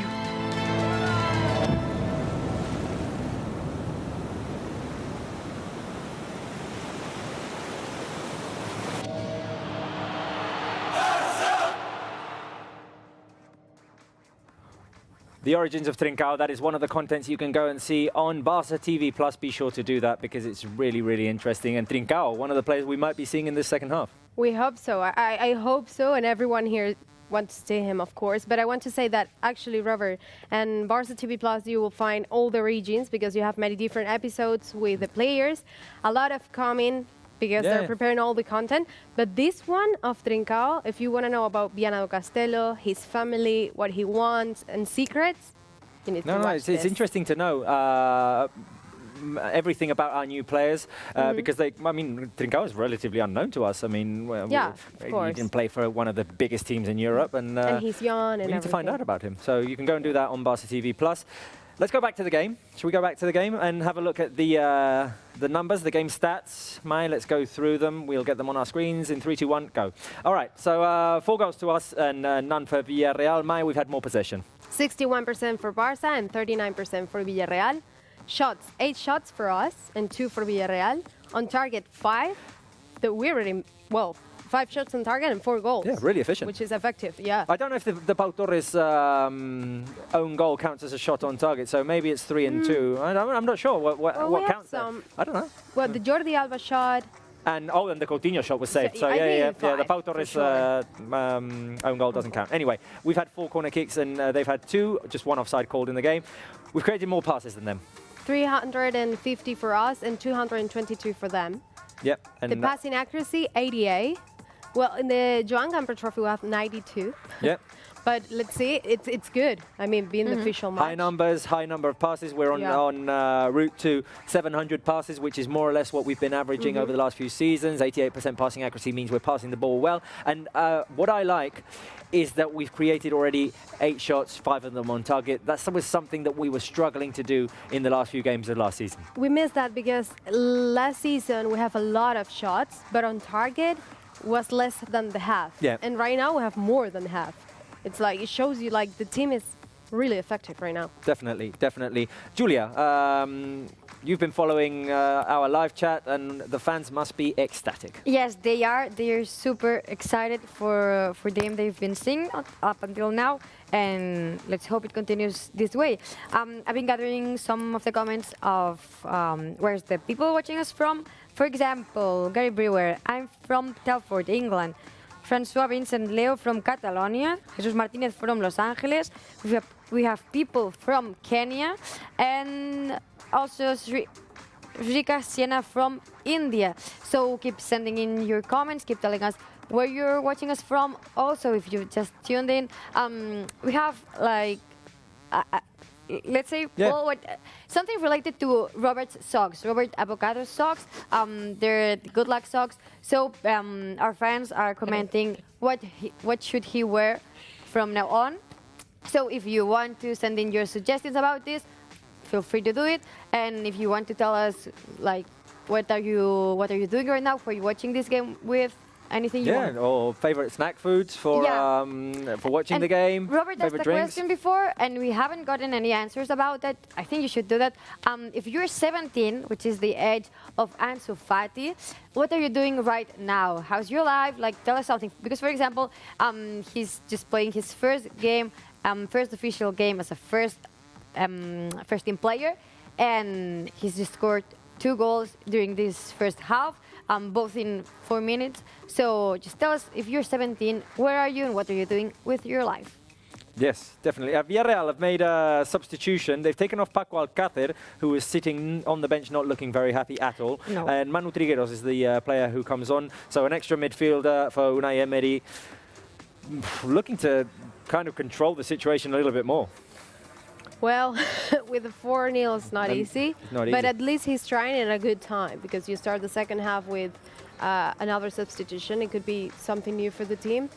But that's good. That's good. He has his own tools, so he can do whatever he wants. I don't know if it was a double substitution, because I thought I saw Iborra as well, and he wasn't in the starting lineup. Barca looked to be playing with the same 11 players, and that would be Neto, a defensive line with Sergio Roberto, Piqué, Langley and Jordi Alba, with Busquets and De Jong in midfield, Coutinho, Griezmann, Messi and Ansu Fati up front. I want to ask you, Robert. Okay. Who do you think is going to be the substitutions for this second half? I was going to ask you that. You read my mind. You see? All right, wait a minute. Manu Trigueros was brought on for Coquelin, so I imagine Iborra was brought on for Alcácer. Yes. That is exactly what we're being told right now on our screens. All right. First substitution, I think, will be Trincao. For? Ansu. Ansu. He's already scored 2. Yeah, but then, wait a minute. Let me finish my argument. Wait a minute, because Barca were moving forward, intercepted by the Villarreal defense. Asenjo clears. It goes out. No, it doesn't. Busquets recovers. I'll finish my point in a minute. But Barca have the ball at the moment, and here is Frenkie de Jong inside with Lionel Messi. There's Griezmann on the right. Messi. He's going to switch it all the way over to the left for Jordi Alba to pick it up. Alba has Ansu close to him. Prefers to pass it to Coutinho. Now Ansu gets involved. Alba back to Langley. Okay, it's far back now, the ball.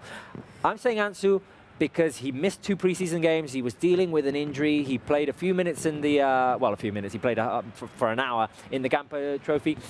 And let's not forget, he's 17 years old. His conditioning is not the one of a grown man who bumps into the likes of Mario Gaspar and Pau Torres. And I remember Valverde making a point of this. He's still a kid.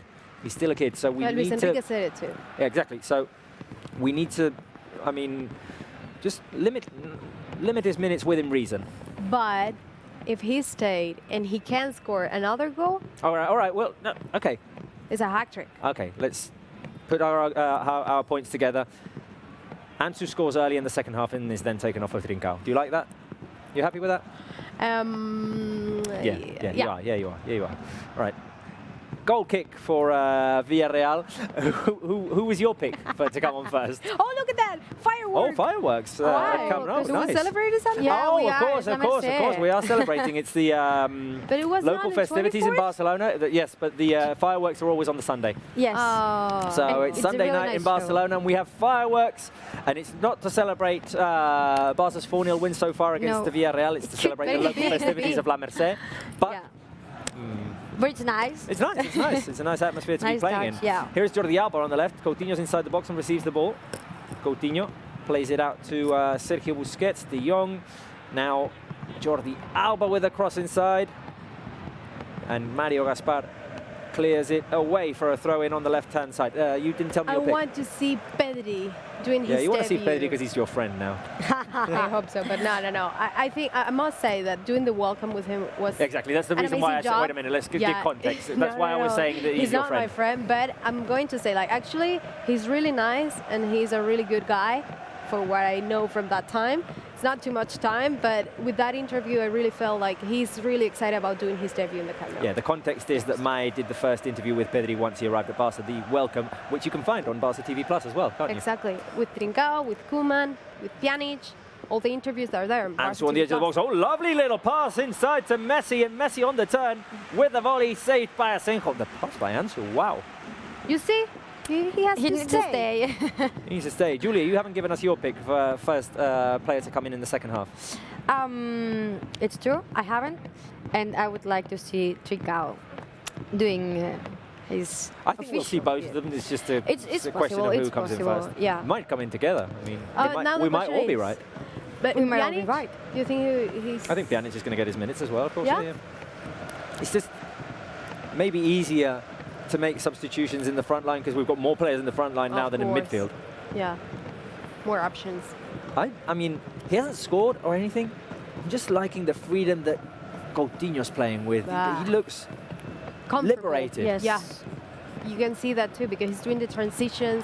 Oh, cross in by Estupinian, headed away by Piqué, who's done a superb job there all evening long.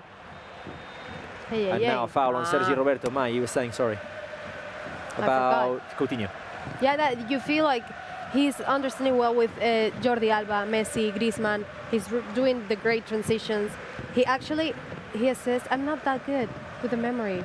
He assists Ansu Fati in the first goal. It was him? Who was Messi? Or who was No, it? it was Jordi Alba. Jordi Alba with the You cross. see? I'm never right. Yeah. Mai tends to say she has the memory of Dory. Yeah, it's Finding And Nemo. We just had an example of that. But I'm happy that Coutinho is here again. It's like, and No. it's amazing Me as a too. player. No, exactly. If I mean, Koeman call you or say to you, I have want you to confidence. stay, I want you to stay. and you're going to be part of my squad. that's definitely a confidence booster for a player. Here is Antoine Griezmann Absolutely. making a run down the right-hand side. Griezmann on the turn. Inside for Ansu Fati, who's playing now in a more central role, and Coutinho's the one playing on the left. So what we were saying in the first half is happening. Players just exchanging positions. We've seen Griezmann in the middle. We've seen him on the right as well. Yeah, you see all of them changing the positions. Obviously up front, because you can do that with Busquets and De Jong. But Griezmann, Messi, and Ansu. Coutinho is playing more as an attacking midfield, just in front of Busquets and De Jong. But he's playing free too. Yeah, like no, on no, the right, on the left, you don't know what to expect. Now Ansu's gone back to the left and Coutinho into the middle. It's De Jong with a lovely little turn to shake off the pressure of Gerard Moreno, And we who haven't. so far has been a non-issue. Yes. No, I was going to say that we haven't spoken that much about Neto. True. He's doing well. Like I think he hasn't experimented like super hard shots. He hasn't had to be outstanding. He's just doing what is required. Yeah. Intercepting crosses. He's been alert in a couple of long balls that Villarreal played and come out to clear. He's been playing very well those short passes with Piqué and Langley. And I like how Barca bring the ball out. Oh, what a lovely pass by De Jong through to Ansu Fati. Ansu can put the cross inside. Here is Ansu. The cross by Ansu into the hands of Asenjo. Griezmann was waiting in the middle. It was a cross or shot from Ansu. I think he was attempting to cross. It just went in the direction of goal, but it was too easy for Asenjo. Yeah. But the pass of Frenkie de Jong. What a vision. Ooh, sensational. 6 minutes or 7 now into the second half. And it's Barca 4, Villarreal 0. The goals by Ansu twice, Messi from the penalty spot, and Pau Torres as an own goal. Mai, you were reacting to something and I don't know what it was. The stat. Oh, no, I didn't see the stat. There was a stat on the screen? Speed, yeah. Wow. Ansu Fati, the speed was 32 point something kilometers per hour. Wow. For Ansu. That is fast. It's like a Jaguar or something. Yes. 32? Talking about speed, we haven't talked about Ousmane Dembélé, who's a signing as well. He's a signing as well. Kind of. We barely had him for the last season. When we played that game against, I don't want. Should I be quiet? Oh no. Oh, the yeah. The game we can't. Well, it's not that we can't talk about it. It's just we won't talk about it. No, but that game against, it was the first one, Nastic. Oh yeah. That he was back and he scored the first goal and everything. It was his game after 290 days off due to injury. He's basically a new signing for us. We basically, barely had him it's last almost season a year. because that was the long-term injury, but he'd had a couple of previous injuries which had kept him out for a few games as well. So I can't remember the stat of how many games he played. It was very few. We mentioned that in the Johan Gamper Trophy that you have wingers now. Yeah. And you have a really good up front. There it is, Dembélé. There he is, warming up. And all of them, like Ansu, Pedri, Dembélé, they can both, well, all of them can play both sides, right or left. It doesn't matter because they're super talented and they can do whatever they want. So actually, Koeman has to be worried about that line. No. Definitely. Lots of options there for Ronald Koeman. It was like the people in La Liga were listening to us when we were talking about Dembélé, and they showed us warming up. We're going to go to Tom Carter in a minute because he's going to bring us more content from our website, our social media outlets. But Villarreal are on the attack and they're on the move. A pass inside by Chukwueze.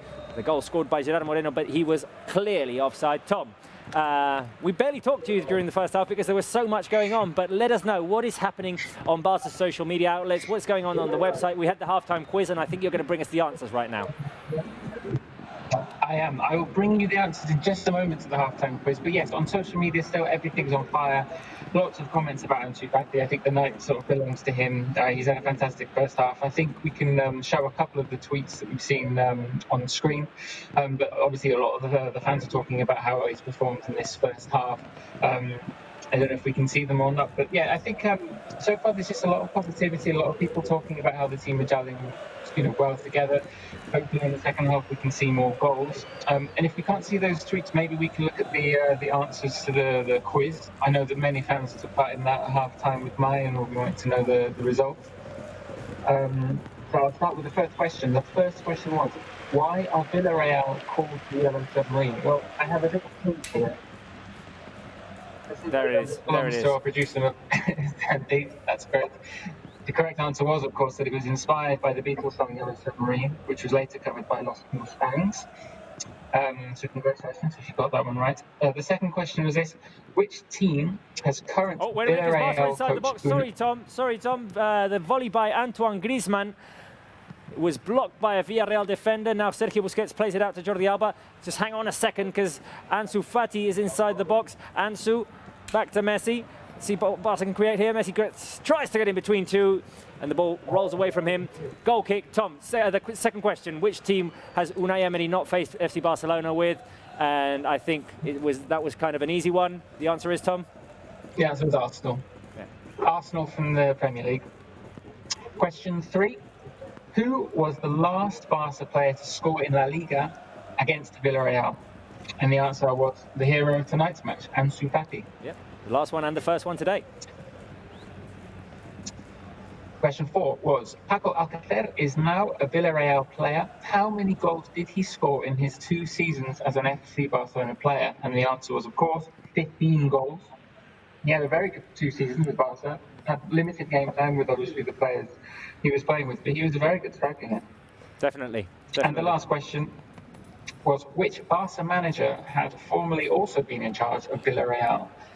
And the answer was D, Ernesto Valverde. So congratulations if you've got all of those questions right. I just want to highlight that there was a minor mistake in the first question, just in case anyone noticed that we highlighted the wrong answer. The answer to the first question was that it was inspired by the Beatles song, and we had the wrong answer highlighted. But we acknowledged the mistake, but the answer was Beatles song. It was inspired by the Beatles song, the Yellow Submarine nickname for Villarreal. So I think maybe we could look at the tweets that we were talking about earlier, and there have been so many. All the Barca fans have been writing in, and there's been lots of different subjects. But I like this one, the Photoshop job of ANSU Fati with the crown and the glasses. Look, I think let's hope he can continue the form that he's brought on tonight. But I think we're going to see a big season from him. And the other one was a very nice one from La Liga with Messi, with the tape on his shirt in the Clásico a few seasons back. Messi está aquí. Yeah, he's back with a bang, and I'm sure he's going to have another fantastic season. He'll break every record going, and it will be great. Before I leave you, I believe that we have. So I don't know about you guys, but over the break when we didn't have football, I was enjoying The Last Dance on Netflix, sort of taking some other sports from basketball, for example. So I thought I'd look at the way that some of the way that you guys react on set, and it reminded me of the memes you've seen on social media. This one I can speak to now because I'm also feeling this as well. We could do with another bathroom break. Yeah, no, that is definitely accurate. I mean, it could not be more needed. The bathroom break at half time. That's me and Mai, definitely. That's me right now, 100%. Poor Julia. I know she feels this every game. She has we have a WhatsApp group and we send message after message after message after message, and that's usually her face. Thank you, Tom. Like, sometimes I'm like crying. I can do everything. Yeah, thank you. Of course. Do we have any more, Tom? We have a few more. We have several more. I don't know if we have time to show them. But this one was a tribute to mine. But what's wrong with that? No. I mean, we like your reaction. Funny. We like your reaction. We like your reaction. Anything happens, my Aunt Sarah. I miss Sarah. You find everything funny. Fantastic. All right, we'll do some more later. Oh, wait a minute. We have one more. Barca. Might do it. No. Okay. That will be the last one. That will be the last one. But it's definitely accurate. It's definitely accurate. I mean, Maya, your reactions are so expressive. Look at her reaction right now. Anyway, thank you very much, Tom, for all the creativities, and we'll be talking to you later. Speak to you later. Fantastic. Very it's accurate. Great to have Tom. Very accurate. Yeah, he's always having these good ideas. No, amazing. Tom is such a really creative person. Not much has happened while we were talking with Tom, but just to recap, Barca are 4-0 up, just in case you've joined right now. Barca are 4-0 up with 4 goals scored in the first half, 2 of them scored by ANSU Fati, 1 by Lionel Messi from the penalty spot, and 1 own goal by Pau Torres. Not much has happened in this second half. No substitutions until now? No Barca substitutions. Exactly. Villarreal have already made 2. An offside called against Villarreal right now. We saw Pedri warming up, we saw Ousmane Dembélé warming up, and I think I've seen Trincao warming up as well. I just saw them. I've just got a stat here. You're going to love it. Go for it. Lionel Messi has become the 4th player in La Liga history to score in 17 consecutive seasons, after Agustín Pirugainza, Carlos Alonso Santillana, and Sergio Ramos. He's the 4th. 17. Wow, Sergio Ramos as well. Yeah. Of course, he's got 17 as well. Yeah, but I mean, he hasn't been taking penalties like in all of the seasons. I'm not going to talk about that because you're really objective and I'm culé. All right, but it's a great stat for Messi. It's a great stat for Messi. It is. Wonderful stats. And Julia, feel free to interrupt whenever you have comments from the fans. Okay, so when the game has calmed down when the game has calmed down, because you're going to love what I have for you now, Robert. All right. More suggestions for socks? What? No, it's about the 17-year-old question. Oh, nice. Lovely. Okay. And then you should explain that to us. What you've been doing when you were 17. What I was doing when I was, I mean, discovering life. Wow. All right. Throw in a defensive area for Barca. So, Julia, go for it. Okay, so, Adrian, I'm 17. For those of you who don't know what we're talking about, we've asked our fans, because ANSU Fati scored 2 goals today. He's only 17 years old, so we asked our fans, if you're 17, what are you doing with your life now? Where are you? What are you doing? So, we got some questions. Adrian, I'm 17 and I have school. Wait a minute, because the 17-year-old is involved again. Sorry, Julia, I have to keep interrupting. I mean, they time it for every time we want to... The story of my life. Exactly.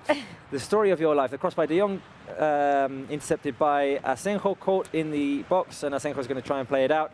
Okay, so what was Adrian saying? He's 17, and what is he doing? He has school. He's going to school.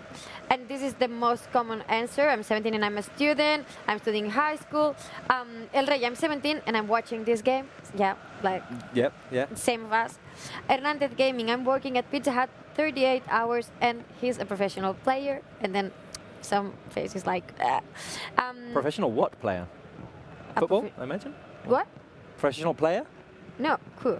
What? You said he... and ANSU is a professional player. All right. No, he's working at Pizza Hut, and then ANSU is a professional player. Here's Gerard Moreno, sorry, inside the box. A shot by Moreno, and Neto has to make his first save of the game. Good save by Neto. Any more? Yes, and then Yves Sebung and Garcia met, are 17 and are playing FIFA right now. So they're not That's playing the story of the life of most 17-year-olds. Yeah. Definitely. Yes. Definitely. All right, great to hear from them, and we love our fans sending in comments, of course. We're going to Camp Nou right now because Georgina is there. The game has gone kind of quiet, Georgina. Can you sense that in how the players are behaving? Can you repeat the question? Because I don't know if you can hear my background, but there's an awful noise of fireworks happening. Yeah. They're still doing the fireworks. Wait. Sorry. I don't know where they are. I'm terrible. There. Do you see them? Yeah. We can see them. We can see them. Okay. Oh, there they are. Yeah. So from the other side of the stadium, they can be seen clearly, and the noise is awful. The smell of powder is very intense too. So that's definitely an extra thing that the players need to cope with. Oh, wait a minute, because Antoine Griezmann is inside the box, tries to feed Messi, and Villarreal managed to clear away the danger.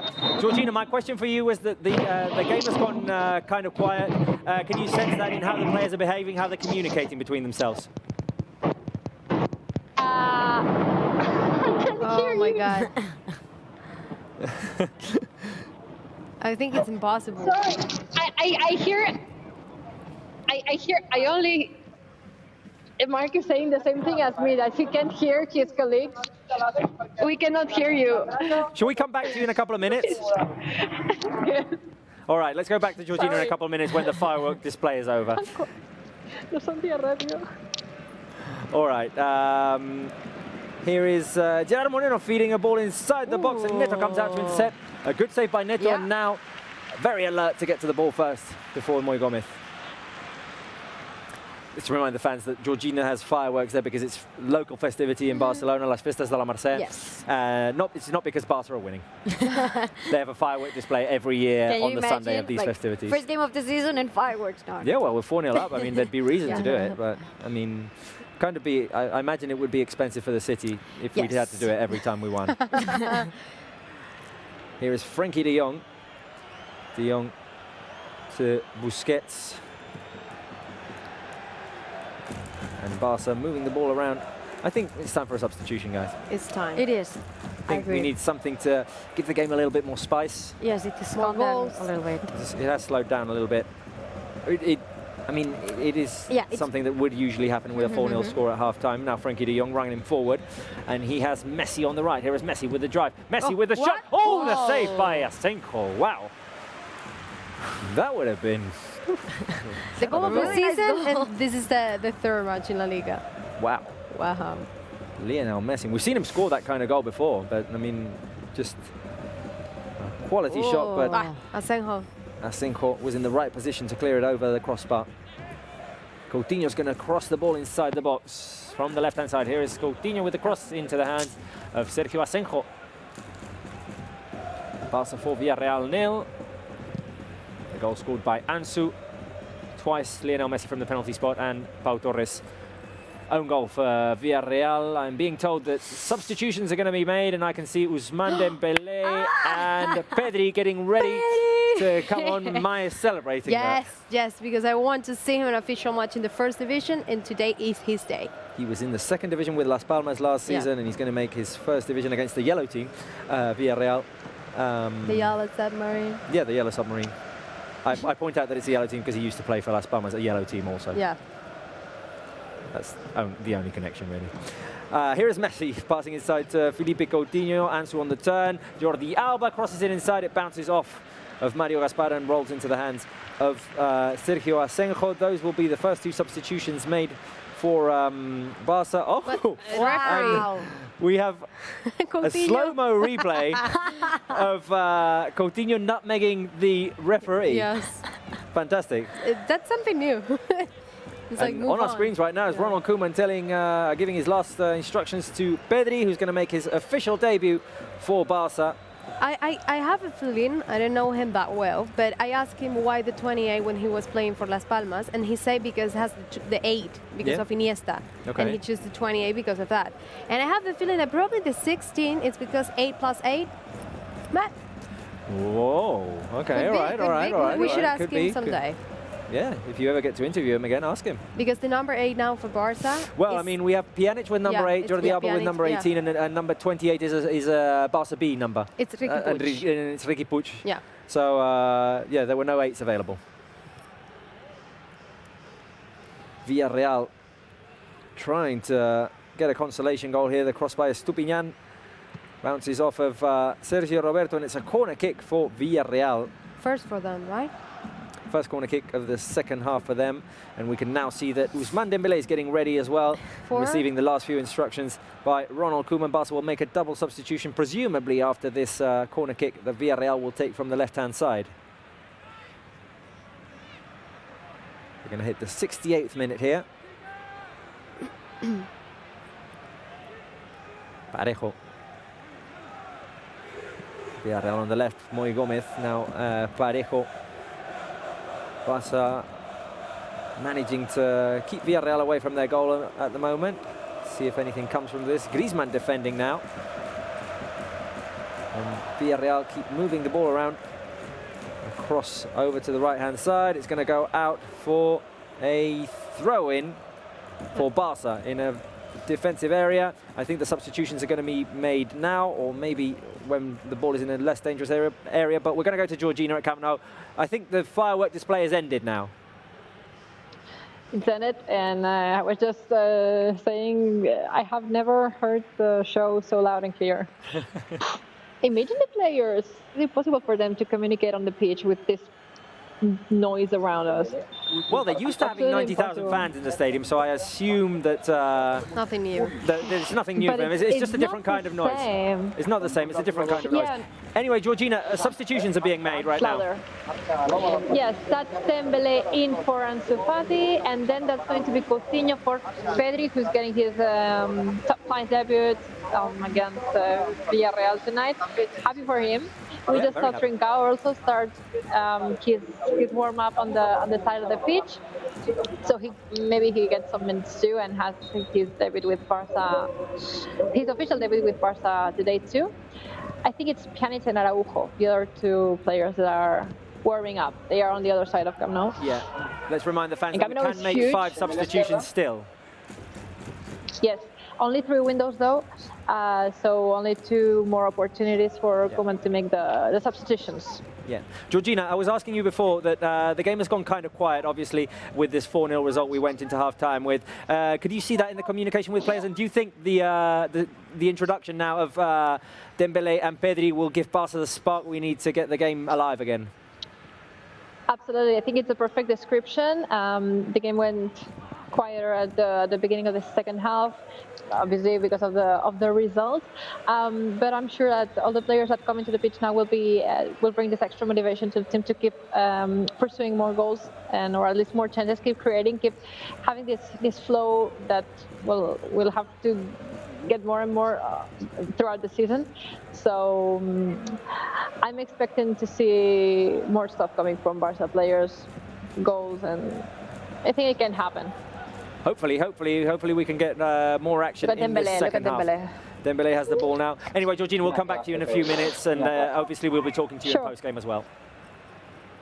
Good. I'll see you. Thank you, Georgina. And thoughts on Ousmane Dembele and Pedri coming in? Maya, Julia. Julia first.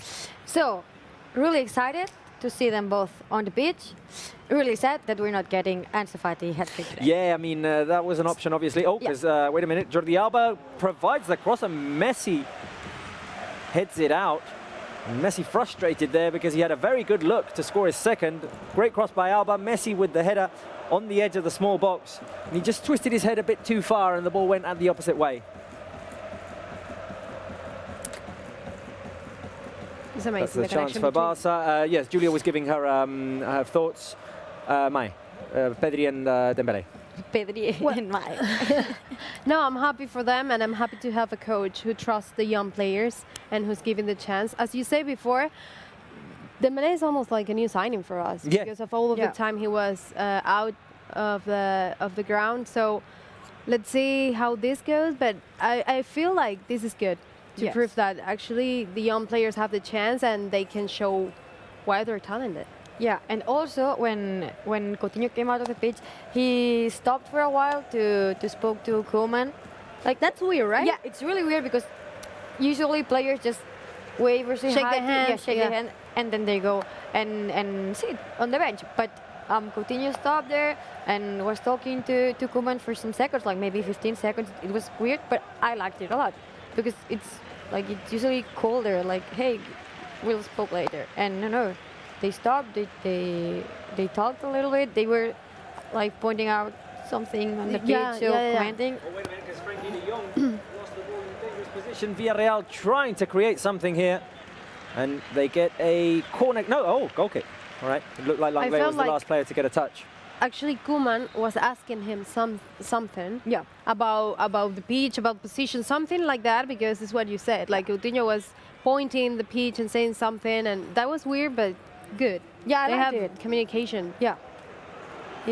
I mean, during the game, which is not normal.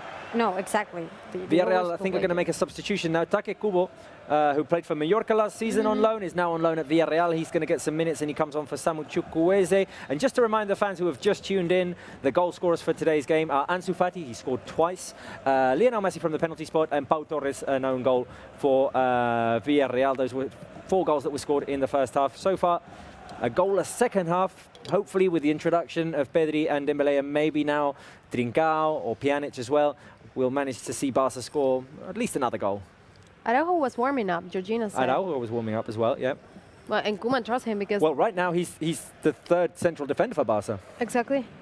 And the game against Girona, he played the 90 minutes. Yep. So for me, it was like a test, you know, to see if he's ready to play next to Lenglet or Piqué or whatever the centre back is. Well, I mean, his performances will be required during the season because, I mean, you can't have Piqué and Lenglet playing the entire season. Umtiti is out at the moment, so Araujo's third choice. We have 3 games in 8 days and a really complicated and different schedule this year.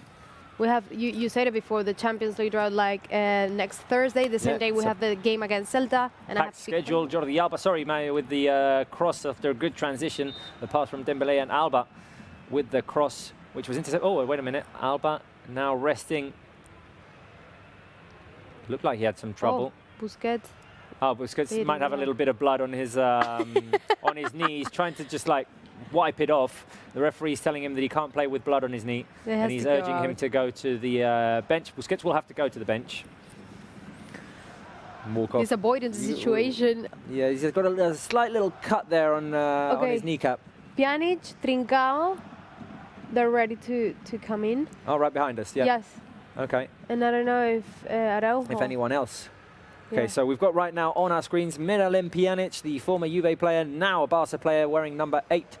He will come into the game, and Mai thinks that she saw Trincao as well, so I'm going to believe her. Yeah, 100%. Look at him. Behind the stairs. You see that he's getting ready? Yep.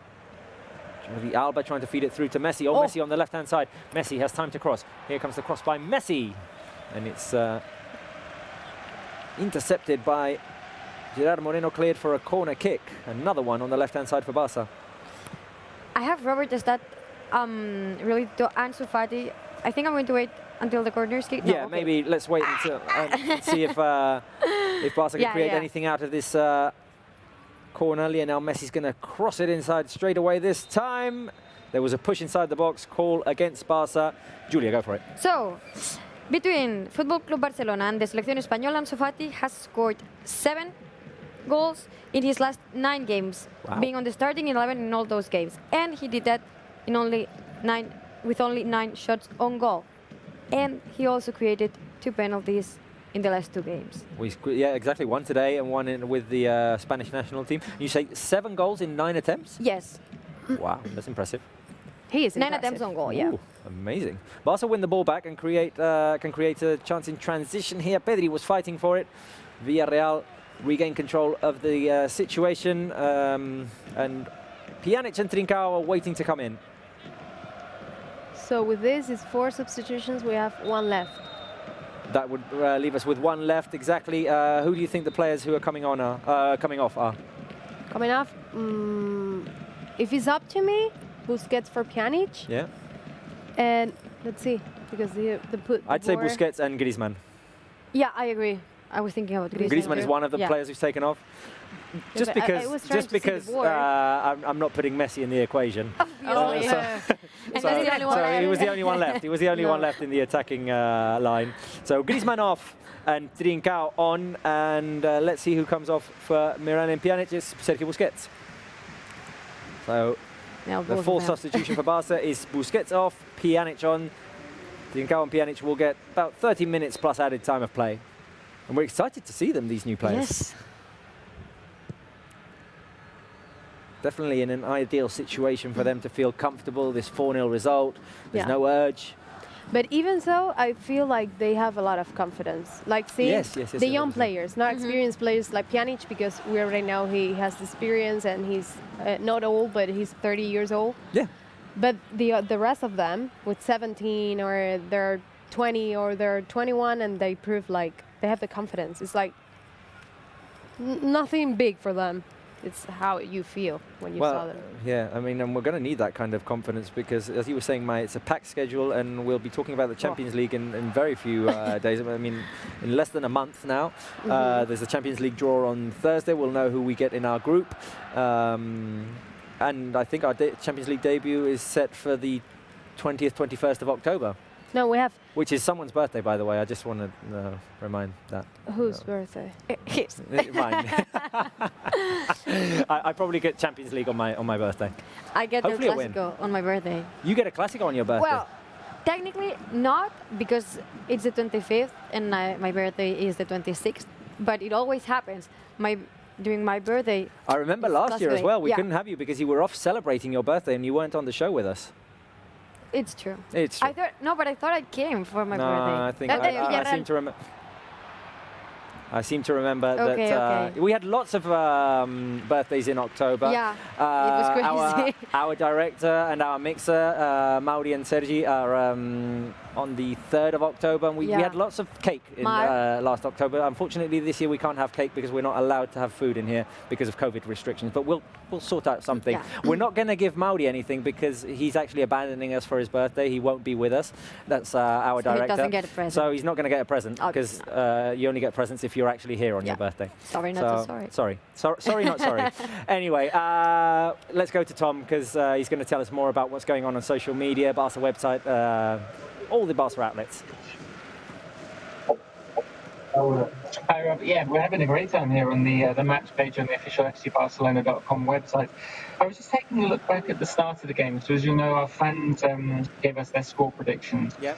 I mentioned that before half-time that some of them have gone back, and those who hadn't entered had put in the score as 2-0 once the game went 2-0 up. Yeah. But if we look back here, obviously 3-1 was the most popular, but only 4.9% were confident enough to go for a 4-0. And if we do see another another goal, it would be interesting. Only 1.2% of fans went for a 5-0. I do wonder if anyone went for a 6-0. If you honestly predicted 6-0, please let us know in the YouTube comments or send us an email at live@fcbarcelona.cat. Send us some proof, and maybe we can think of a prize or something for these fans. I'd love to know who the most confident Kool-Aids are. No, we like the confident Kool-Aids, but obviously, I mean, we're facing a tough side here. It was hard to predict that things were going to go so well in the first half. Oh. Absolutely. But listen, at the end of the game, we also have another poll. So if you go onto fcbarcelona.com, find the match page, and you can rate the game afterwards. So we'd love to know your thoughts. And equally, we'd love to know your comments in social media. You can send them to Julia, tell us who your favourite players have been in this game, how do you think we've been playing. And also start to think ahead for Thursday's game against Liga as well. Let us know what your expectations are for that match. So yeah, we're having a great time here. I'm loving it. I wish we could have more fans on the screen. But I tell you what, Robert, we do have another meme for you. All right. So usually you don't wear glasses. I have to say, I quite like it, and we'd like to know what fans think. Okay, wait a minute, because Barca have the ball inside the box. They probably like to think that Trincao was going to score now, but his shot was blocked. They are required right now because I'm struggling with my eyesight, especially with all the lighting. Yes. No, not the age. Not the age. Not the age. Not the age. Thank you, Mai. It's all the lighting inside the studio here. Just my eyes struggle with it, and well. I've tried the glasses to see if they help. They haven't helped so far, but anyway. You remind me of Clark Kent. Clark Kent. Superman. Okay, all right. It's not a bad. Maybe find two pictures and put them together and see if it reminds everyone else. That will be the next test. We can do a match test. Okay. All right. I mean, Well, I mean, I am thinking of contact lenses, so maybe the fans, if the fans prefer the glasses, I might keep them, and if not, go for the contact lenses option. I think. Well, before you leave me, I think we need to have a poll.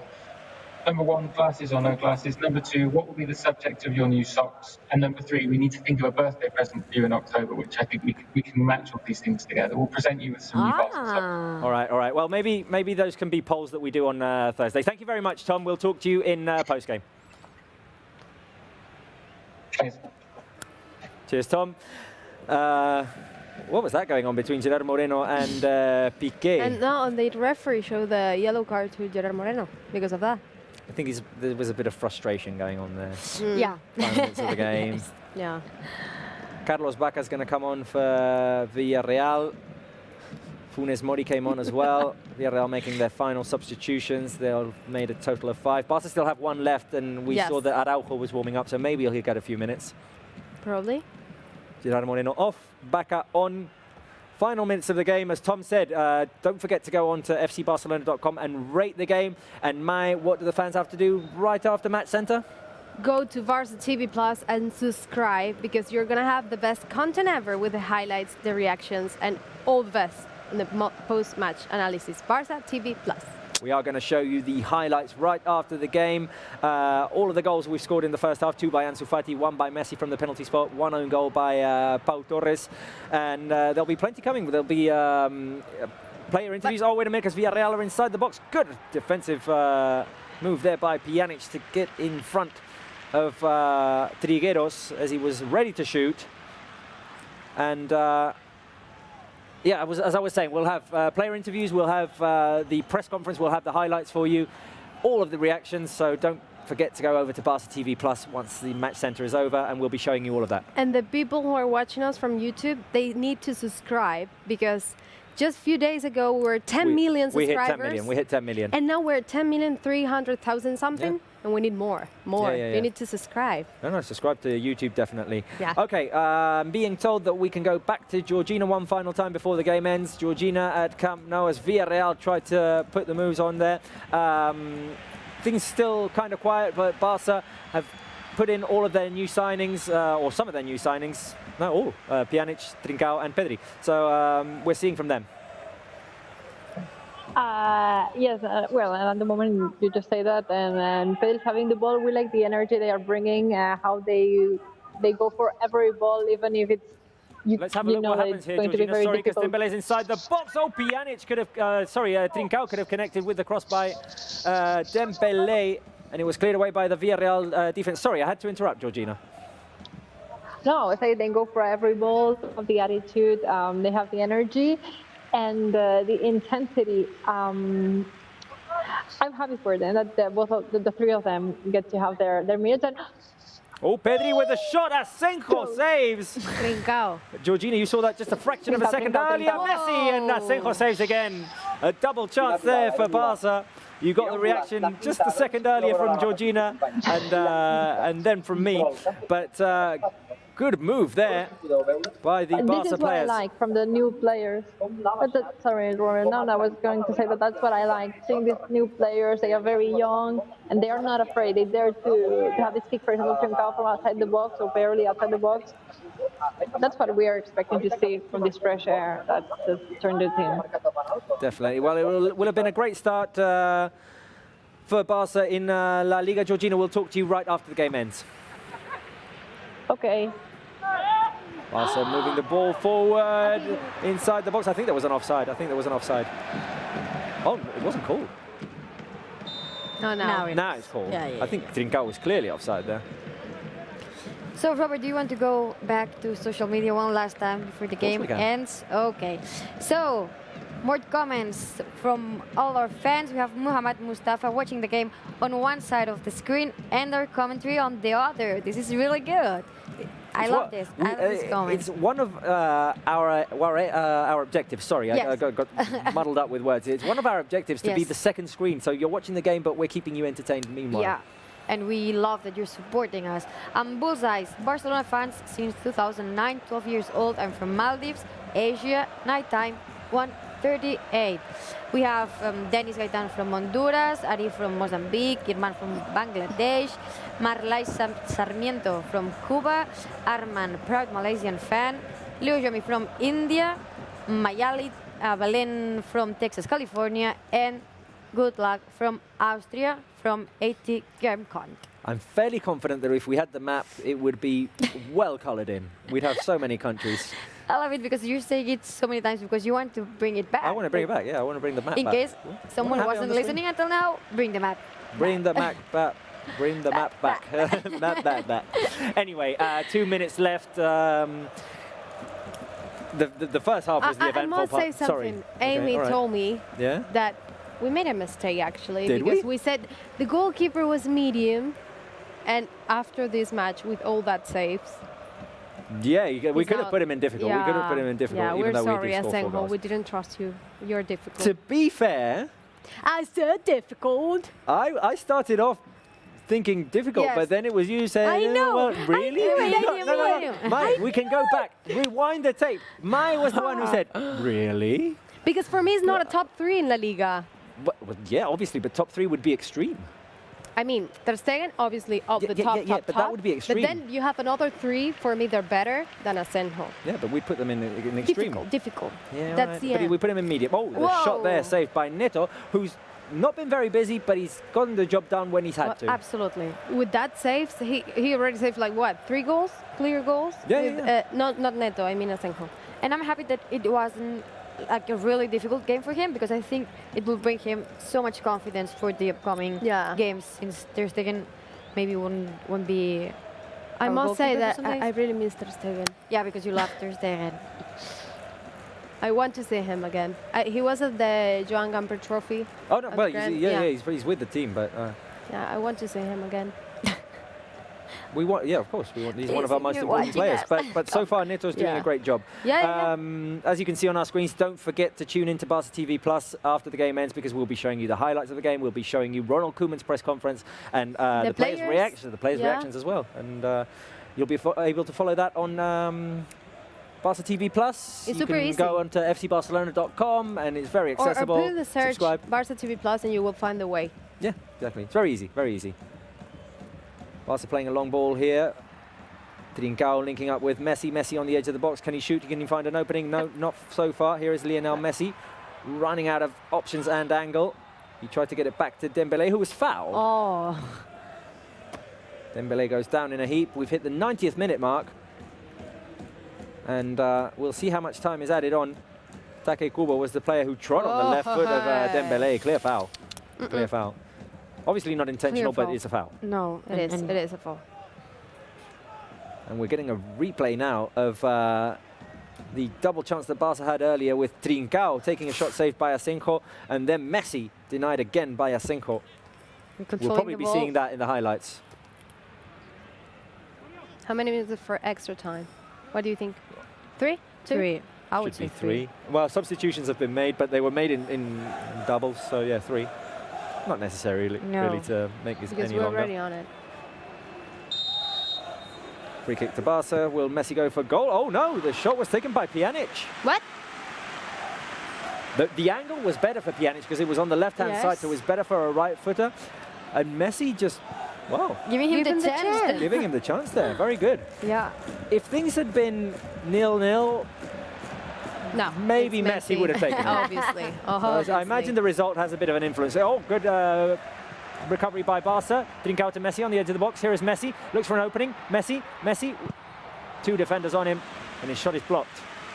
Messi. I mean, now when? 3 minutes were I think he wants given the of added second time. goal. Sorry? He wants the second goal. He definitely wants the second goal. I think he was looking to get the ball to Dembélé, but Dembélé didn't have much of an angle either there. No, he was trying himself. Here is Messi. Good by with Pjanic. Jordi Alba. And Barca look like they're just going to run the clock down now here. Or will they not? Here is Messi bringing the ball down on his chest. Pjanic, Messi. Messi fouled from behind. And he could go straight for goal here. It's what I like to call a Liverpool distance. Liverpool distance. Or will Barca play it short? No, they'll play it short. They'll play it short. Messi played it quick. Trincao trying to get to it. Asenjo clears.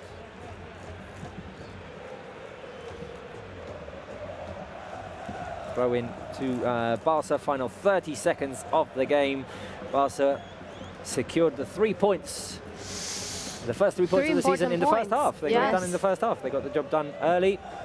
Yeah, couldn't have gone better. Definitely like what we saw in the first half. The second half was just a consequence of the first half, really. Yeah.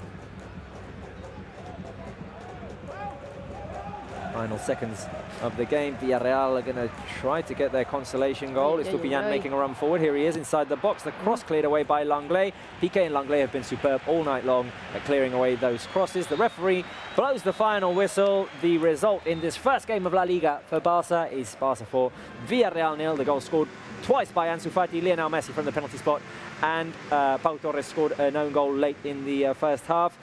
Guys, first win of the season. Yeah. First win of the season, and what a way to start the season, because actually we said it before, tough game, tough opponent.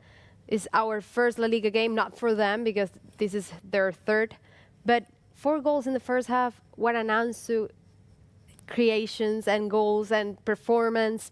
Messi, everything was perfect, and I really hope, I mean, it's the first game for Koeman as our coach. Yep. But it's a really good way to start. Really great way to start. It's the expression I've been using all game long, but it's a dream of a start. It is.